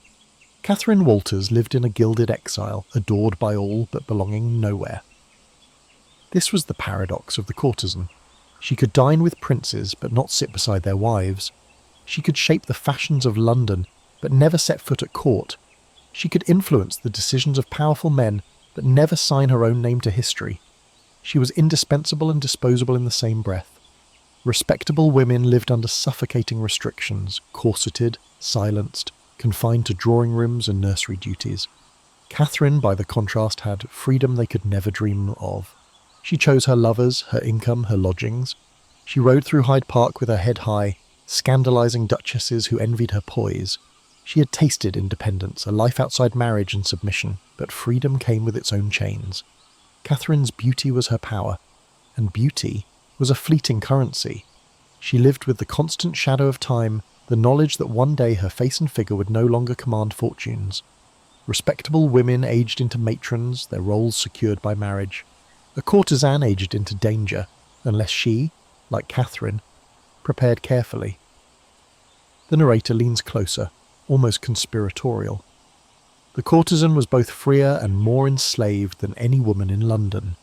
Freer because she moved outside the bonds of respectability, enslaved because her freedom was tied to youth and beauty, doomed to fade. Catherine Walters lived this paradox every day of her life, and she learned to master it rather than be destroyed by it. Society's hypocrisy only sharpened the paradox. Men condemned her in public, yet sought her in private. Women cursed her name, yet copied her habits. Newspapers mocked her, yet could not resist writing of her. Catherine Walters became the mirror in which Victorian London saw its own duplicity reflected. She revealed the truth that the empire denied, that beneath its moral sermons lay desire, and that desire ruled more fiercely than virtue. But Catherine herself was not fooled. She knew her place in this strange hierarchy, exalted and despised, envied and condemned. She wore the paradox like armour. She smiled at admirers but trusted none of them. She accepted gifts but never illusions. She lived in luxury but never forgot the hunger of Liverpool. Her triumph was not that she escaped the paradox, but that she endured it without being consumed. The narrator grows solemn. Catherine Walters was not loved by London. She was used by it, envied by it, condemned by it, and yet she mastered it.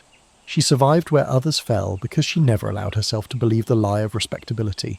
She knew it for what it was, a mask, fragile, false, hypocritical, and in that knowledge lay her strength. And so Catherine's life in the demi-monde became a haunting reflection of Victorian society itself. The empire presented itself as pure, virtuous, moral, yet it sustained itself on the very vices it condemned. Catherine was adored precisely because she embodied that contradiction. The courtesan who could ride like a duchess, live like a queen and yet never belong. The chapter closes on an image of Hyde Park at dusk. Catherine rides alone, the row nearly empty, the sun setting behind the trees. Her velvet habit gleams in the fading light, her posture unbroken. She is admired, envied, condemned, but still she rides, mistress of the paradox, untouchable in her silence. Fade. Every empire has its twilight, and for Catherine Walters, the 1870s and 1880s mark the dimming of the gaslight on her reign. The girl from Liverpool had risen to become the sovereign of Rotten Row, mistress to princes, muse to artists, a courtesan both feared and adored. But Catherine Walters was not like the others who burned too brightly and then collapsed into ruin. She had built her life on silence, on calculation, on the cold permanence of contracts. And so when the time came, she did not wait for scandal or age to undo her. She withdrew, quietly, deliberately, victoriously. The narrator's voice, low and elegiac, sets the tone. Most courtesans vanished in disgrace, discarded when beauty faded or fortune fled. Catherine Walters chose another fate.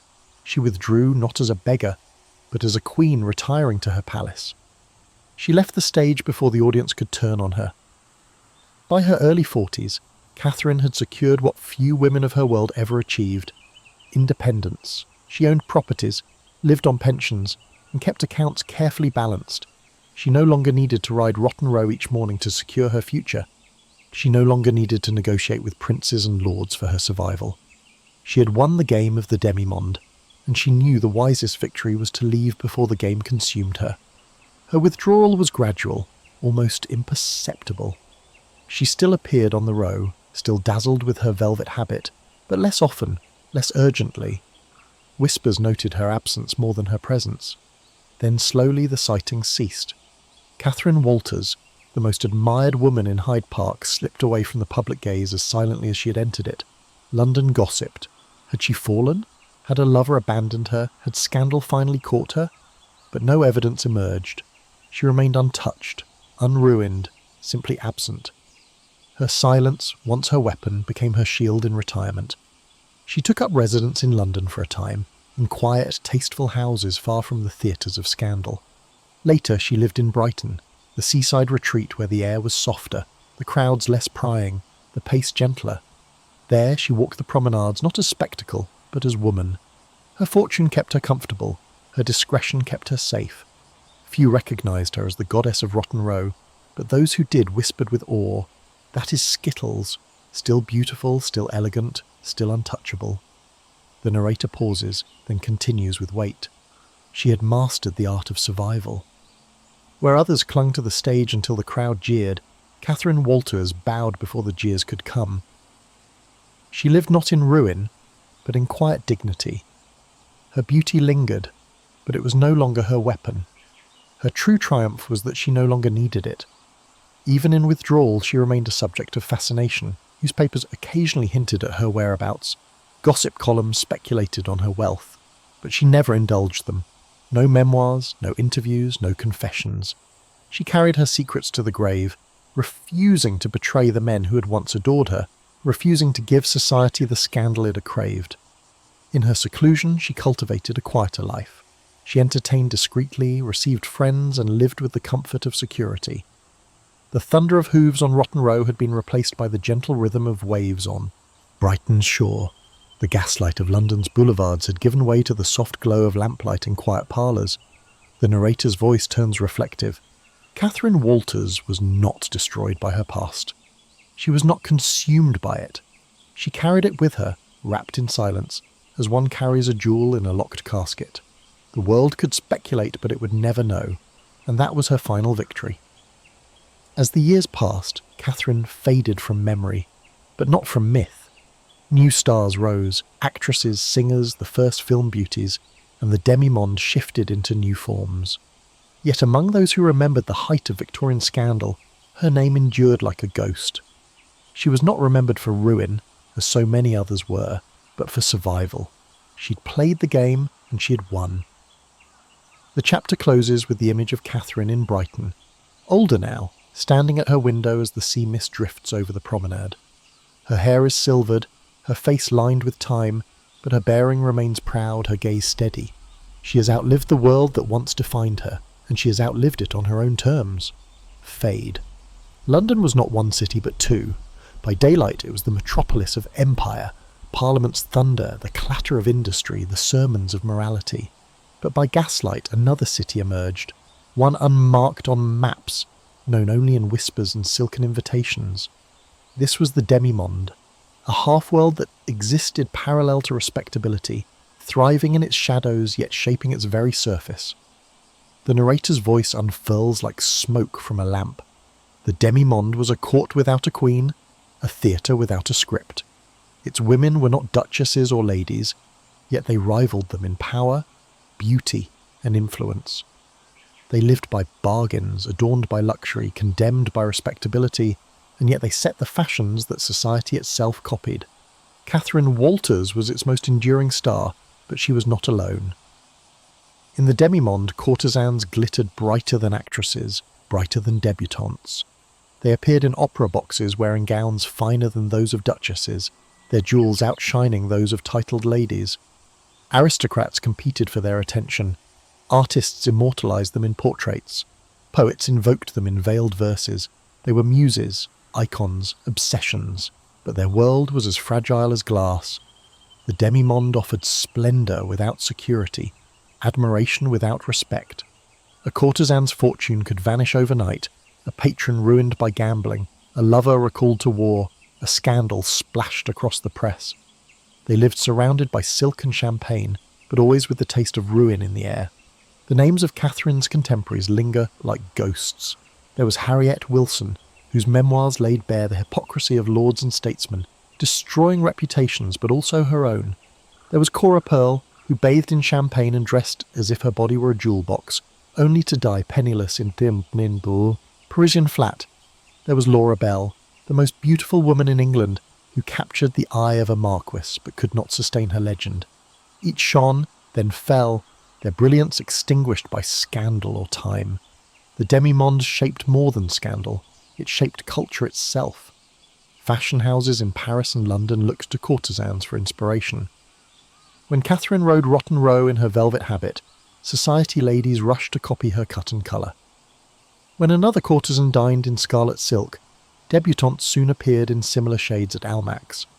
Respectable women condemned these figures in drawing rooms, but their wardrobes betrayed their envy. Politics, too, was not immune.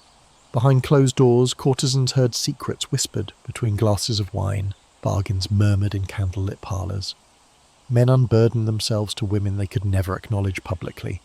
The demi-monde became a shadow cabinet, its influence subtle but undeniable. Yet society insisted on drawing its line. Respectable women could not dine with courtesans, could not share their opera boxes, could not acknowledge their existence. They were simultaneously everywhere and nowhere. seen in every paper, imitated in every fashion, but exiled from every drawing room. It was a cruel paradox, one Catherine Walters understood with perfect clarity.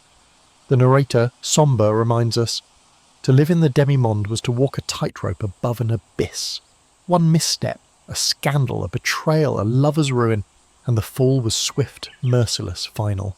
Many courtesans fell, few survived. Fewer still triumphed. Catherine's triumph lay not in defying the demi-monde, but in mastering its rules. Where others courted scandal, she embraced silence. Where others flaunted jewels, she invested in permanence. Where others trusted passion, she trusted contracts. She turned the fragile theatre of the demi-monde into a stage she could exit at will, rather than one that collapsed around her. Still, even her survival could not erase the cruelty of the system. The demi-monde devoured women, their beauty, their wit, their youth, and when it was done, it discarded them. Respectable society tutted over their fates, ignoring that it had consumed them in the first place. The empire built on morality was secretly built also on these women, their labour of beauty, their unacknowledged influence. The chapter closes with a haunting image. The gaslit boulevard outside a theatre.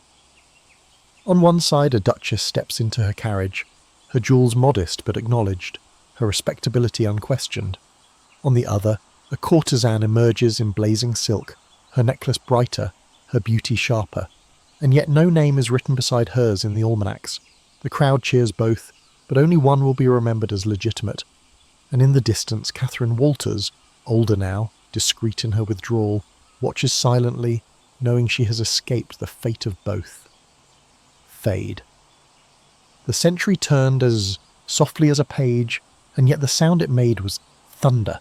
Gas lamps gave way to electric glare, hansom cabs to motor cars that coughed and rattled, and the velvet hush of drawing rooms to the brassy laughter of music halls and moving picture palaces.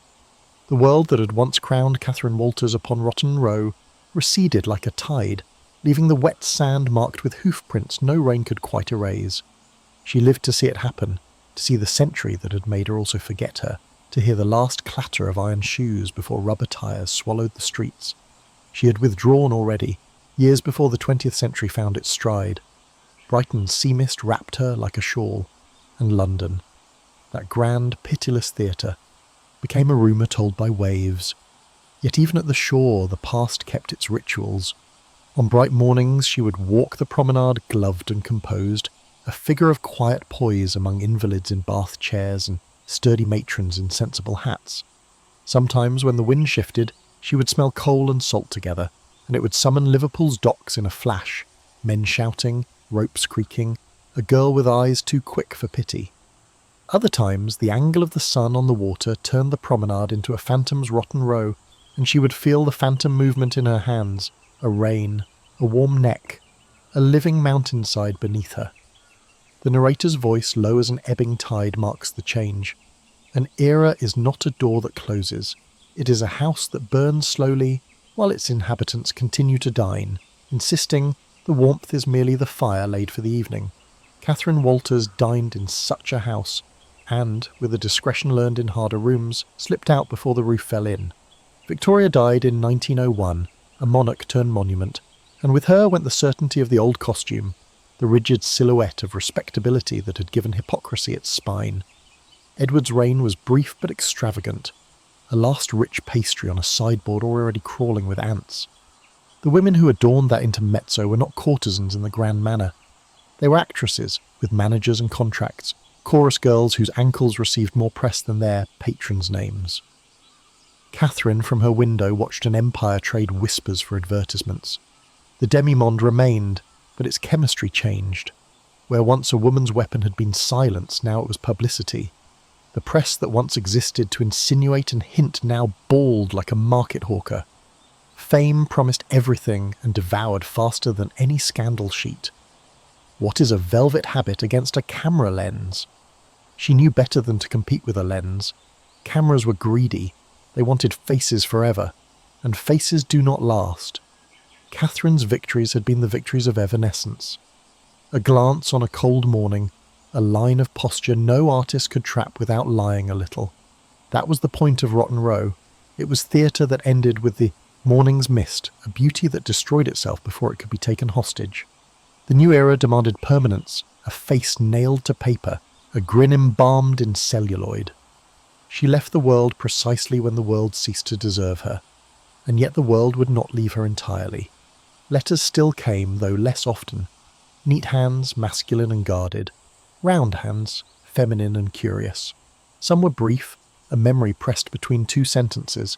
"Madam, I saw you ride once when I was a boy." Others were importunate. Requests for an interview, a reminiscence, an autograph. Just a line about princes and pensions. She answered those with the same grace that had preserved her, a refusal dressed as courtesy. There would be no memoirs, no confessions, no sentences for the papers to tear like bread for the ducks.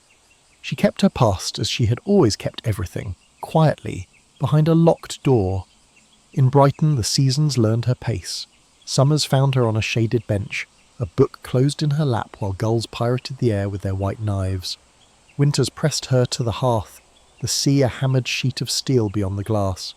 Friends visited, and in their presence she permitted laughter to thaw the elegance. They were not duchesses or prima donnas. Time had composed her circle from those who valued conversation more than spectacle, cards more than cousins.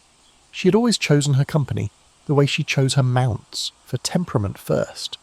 Rumour aged with her, but it never died.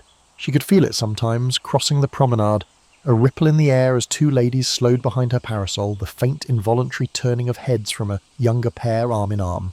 Is that? The question never quite hardened into certainty. Age has a way of disguising beauty as dignity. It is a kindness and a cruelty that the world can no longer tell the difference. The narrator, reflective as a tide pool, lets the past and present overlay. A woman who has mastered discretion carries it like a perfume no laundry can rinse away. It hangs about her in the precise way she declines to answer, in the beautiful economy of her hands. The century could change its engines, its lights, its leisure, but the grammar of Catherine's refusal remained immutable. War arrived like a new language none had asked to learn.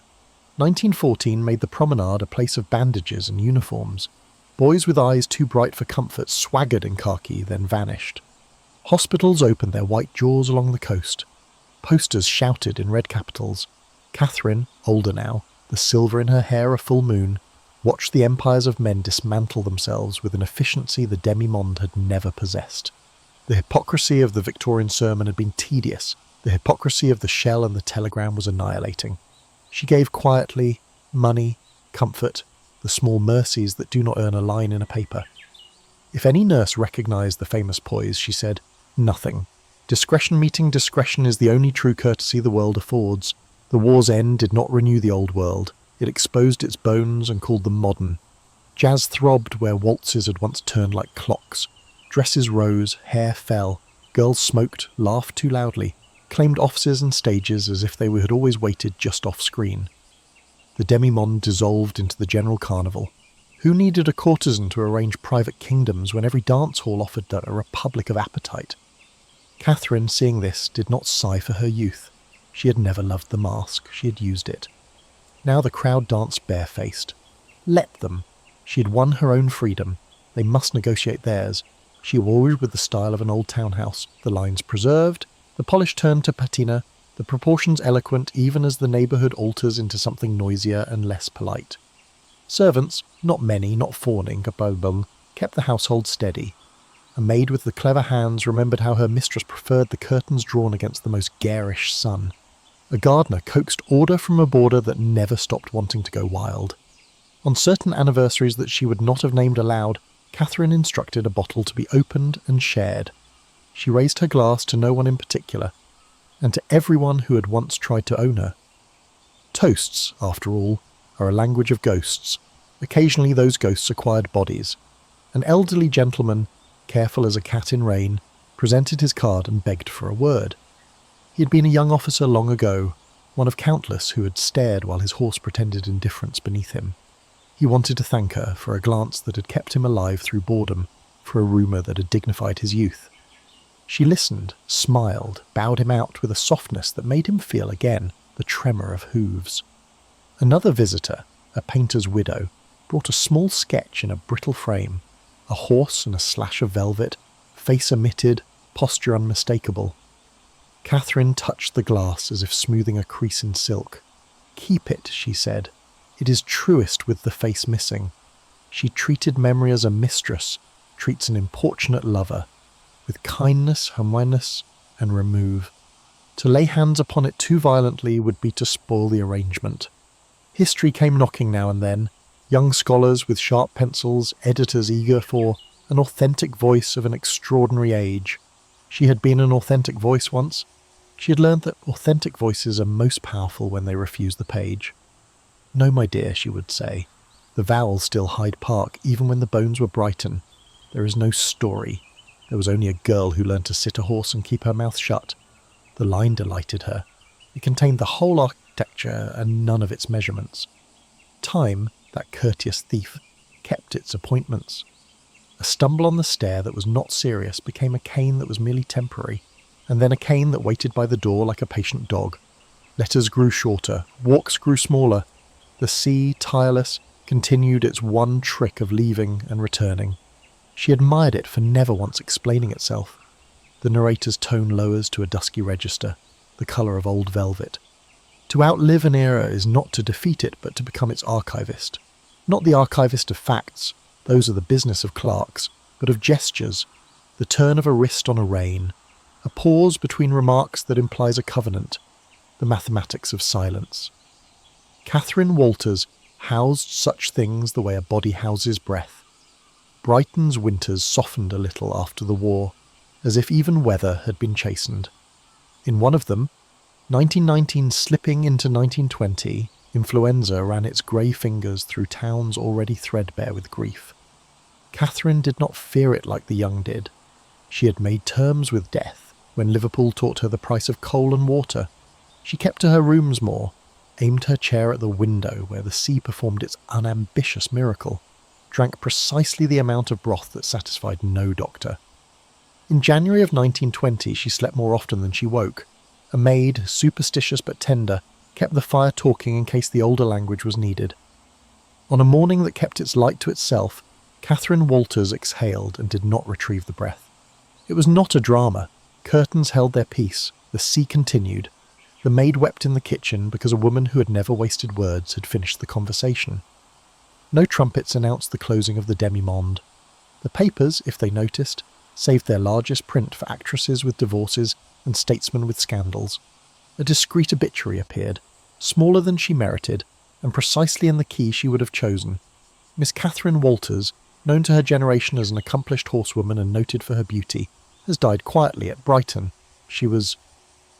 The sentence assembled the respectable parts of a life that had politely refused to live respectably. She had outlived nearly everything, the queen who had disapproved of her, the princes who had smiled, the horses whose muscles had known her hands, the caricaturists who had fed upon her silhouette, the journalists who would have traded their hats to print a confession that never came. She even outlived the word courtesan, as it had once meant something exact. The new century diluted it with new economies of desire. The old word belonged with gaslight and side saddles, with opera cloaks and calling cards. She left it in the wardrobe with the rest of her costumes. What remains when an era ends? Not the furniture. Fashions melt faster than wax. Not the names of those who shook your hand. A directory can mimic those, and yet they vanish. What remains are the ratios, what a woman gives to the world against what the world steals back. How far a glance travels across a crowd, how long a silence can hold, like a bridge. Catherine's arithmetic was exquisite. She gave the world a beauty that never begged and a poise that never apologised, then took back from the world the one treasure it least wanted to relinquish. Her story. Because the story is what they wanted, after all. The house on such and such a street, the exact figures of the annuities, whether a prince's smile had been sweeter than a banker's. She denied them because she understood the paradox on which her century had been built. The Victorians had worshipped privacy while feeding publicly on other people's lives. She fed on their hunger and left her plate untasted. In doing so, she taught the century that would replace hers a lesson it promptly forgot, that mystique is worth more than applause and longer lived than fame. The narrator, almost a prayer, sets the final seal. Catherine Walters did not die of scandal or poverty, which is to say she did not die as the world had prepared for her to die. She died of chronology. The calendar succeeded where the critics failed. After the funeral, restrained, tasteful, with more genuine grief than society ever reaped for its own heroines, her rooms were opened in the quiet way that rooms are opened when their owner will not return. There were gowns, yes, but not so many as a romantic might have begged for. The best had been given away or outlived by fabrics that prefer breath. There were ledgers, tidy as a hymn, revealing a mind that had always counted. There were letters tied with ribbon that had faded without surrendering a single word to strangers. One sheet, unsigned, held a sketch, a mare, at the beginning of a canter, the rider indicated with 3 lines and a suggestion of velvet. Whoever looked at it looked away quickly, the way one steps back from a door that opens onto a memory one did not earn. London continued. It always does. A motorbus growled across Hyde Park, and someone walking by what had been Rotten Row wondered why the path was so wide, why the air there felt particular in the early morning. The ghosts knew.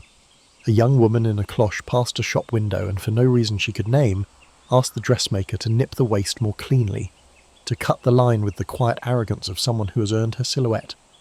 Elsewhere, a columnist dashed off a piece about a film star's paramour, never suspecting that the grammar of that transaction had been written 60 years earlier by a girl from Liverpool who learned how to ride a horse and keep her counsel. What had been the demi-monde became simply the modern world rebranded.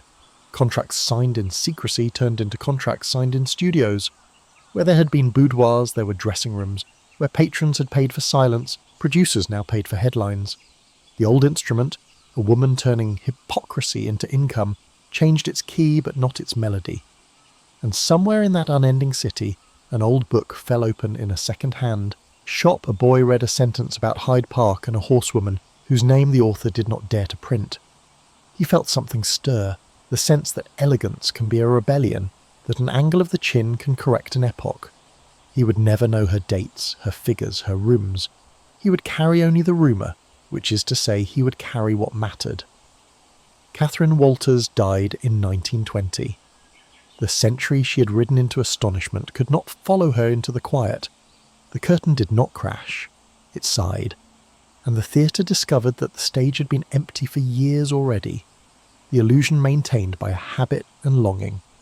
Those who had loved her, truly loved her, which is rarer than desire, kept her the way one keeps a secret shoreline, by not naming it, by visiting it in winter, by listening to the old tide speak an older grammar.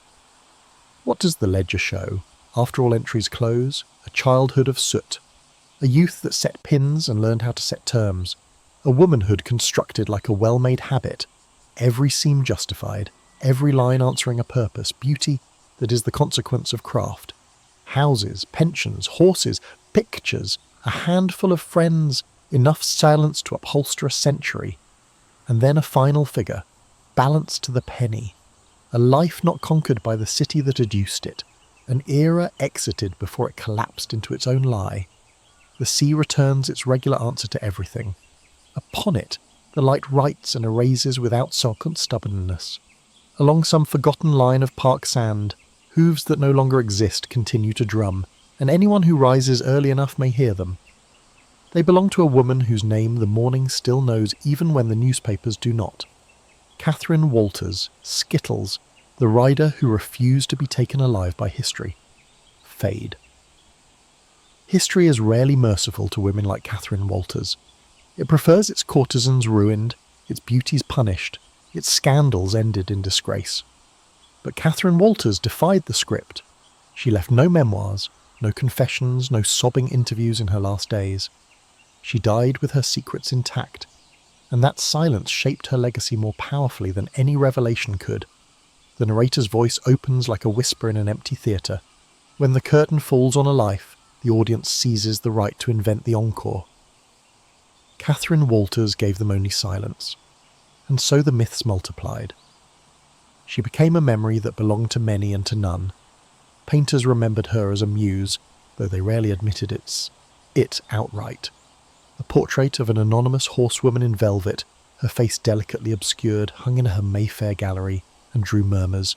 Surely that is Skittles. Caricaturists, long dead, left behind their mocking sketches, which later collectors treated as treasures rather than insults. And in dusty memoirs, aristocrats alluded coyly to a certain lady of Rotten Row, never daring to print her name but ensuring her presence lingered between the lines. The press, ever hungry, could not resist revisiting her story in the decades after her death. Columns titled Echoes of Rotten Row and Beauties of a Bygone Age conjured her image for readers who had never seen her. They spoke of her velvet habits, her perfect poise, her rumoured liaisons with royalty.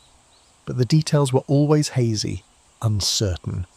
Without Catherine's own voice, the truth became mist, and the mist was more seductive than clarity. And so the myths flourished. Some claimed she had been the mistress of half the cabinet. Others swore she had secretly married, her fortune thus explained. Still others insisted she had lived in bitterness, haunted by the loss of her youth. None of these were true, and yet all of them lived, because Catherine had left space for them. She had refused to write her own ending, and the city wrote it for her, in whispers, in speculation, in gossip passed down like heirlooms. The narrator's tone sharpens, almost reverent.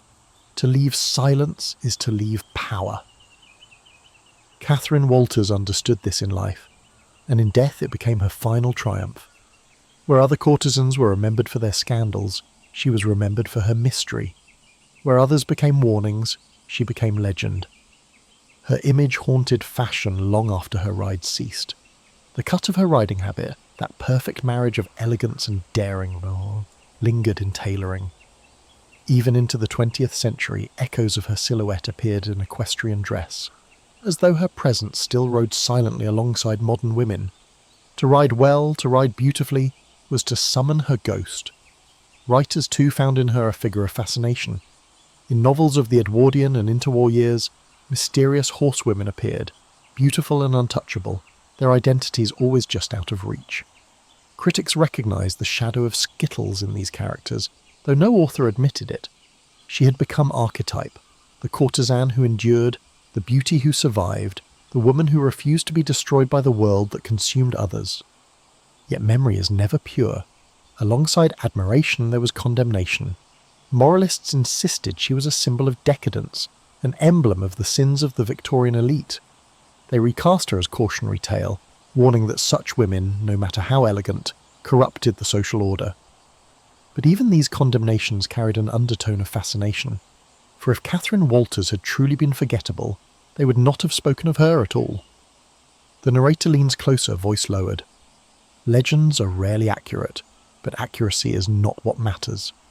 What matters is endurance. Catherine Walters endured not because of what she confessed, but because of what she concealed. Her silence became her immortality. For the women who came after, Catherine's story carried another meaning. To actresses, singers, and later film stars, she was both warning and inspiration. A warning that beauty alone could not secure safety, but inspiration that a woman's could seize independence in a world designed to strip it from her. She became a phantom mentor to generations who would never know her name, but lived in her shadow nonetheless. Her myth also endured in Hyde Park itself. Rotten Row, though no longer the theatre of fashion it once had been, retained her echo. Early morning riders swore they felt a presence, a memory in the mist. The row belonged to history now, but history still remembered the woman in velvet who had once commanded it. Guides would gesture toward it, telling tourists of Skittles, the courtesan who outshone duchesses and entranced princes. Few knew more than the nickname, but the nickname alone was enough to summon her ghost. The chapter closes with a haunting tableau. Hyde Park at dusk, the row nearly empty, modern riders passing with a little thought to the ghosts beneath their hooves. But in the mist, for an instant, the shape of a woman in velvet seems to flicker, elegant, untouchable, eternal. Catherine Walters, not in flesh but in memory, still riding, still sovereign, still refusing to be forgotten, fade. Hyde Park at dusk. The city exhales its last light, and the Serpentine lies dark as polished obsidian. Gas lamps shiver into life along the paths, their glow fragile in the mist. The row is empty now, its sand untrodden, its theatre abandoned. But in the silence, if one listens closely, there is still the faintest rhythm, the echo of hooves striking the ground, the ghost of a rider whose velvet habit will never fade. Catherine Walters is gone. The world that adored and condemned her is gone. Yet London remembers. Not in monuments or statues, those belong to queens and generals. Catherine's memorial is less tangible and perhaps more enduring. She lingers in whispers, in gossip, in the faint ghost of fashion, in the very contradictions of the city that made her. The narrator's voice unfurls like the last toll of a bell. London was a city built on masks, respectability in daylight, desire by gaslight. Catherine Walters was not merely its courtesan, she was its emblem. She revealed by her very existence the truth the empire could never admit, that purity was a sermon, but desire was the creed. She had lived the paradox fully, adored yet despised, envied yet excluded, free yet trapped. Men of power bent toward her, yet none could claim her. Women condemned her, yet borrowed her fashions. The press mocked her, yet could not resist her. And through it all, she endured. Catherine's story is not simply the tale of one courtesan who outlasted her age. It is the story of London itself, a city that preached virtue while feasting on vice, that crowned queens while worshipping courtesans, that condemned women for sins it demanded of them. She was the mirror London did not want but could not look away from. The narrator sharpens like a knife drawn across velvet. Others burned themselves into scandal, into ruin, into oblivion. Catherine Walters left, only silence.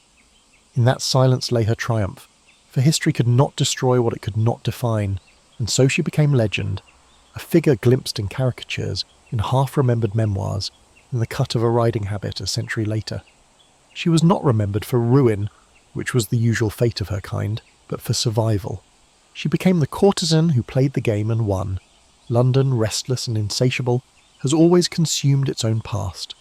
It buries its scandals beneath new scandals, its beauties beneath new beauties. But certain names linger, refusing erasure. Catherine Walters is one of them, because she carried with her the secrets of London, and she never betrayed them. She took them with her, to the grave, and in doing so she ensured they would never die. The narrator softens now, almost elegiac. Every city has its ghost. Paris has its poets, Rome has its emperors, London has its courtesans, and among them none rode more proudly, more silently, more untouchably than Catherine Walters. The camera lingers once more on Rotten Row. It is empty but not silent. In the mist a shape seems to flicker, a horse at trot, a woman poised in velvet, her face serene, her posture unbroken. For an instant the past breathes again, then the mist swallows it, leaving only the hush of dusk and the glow of lamps in the distance. The story is over, but the legend remains. Catherine Walters, Skittles, the woman in the velvet saddle, the courtesan who survived, the secret heart of Victorian London, fade to black,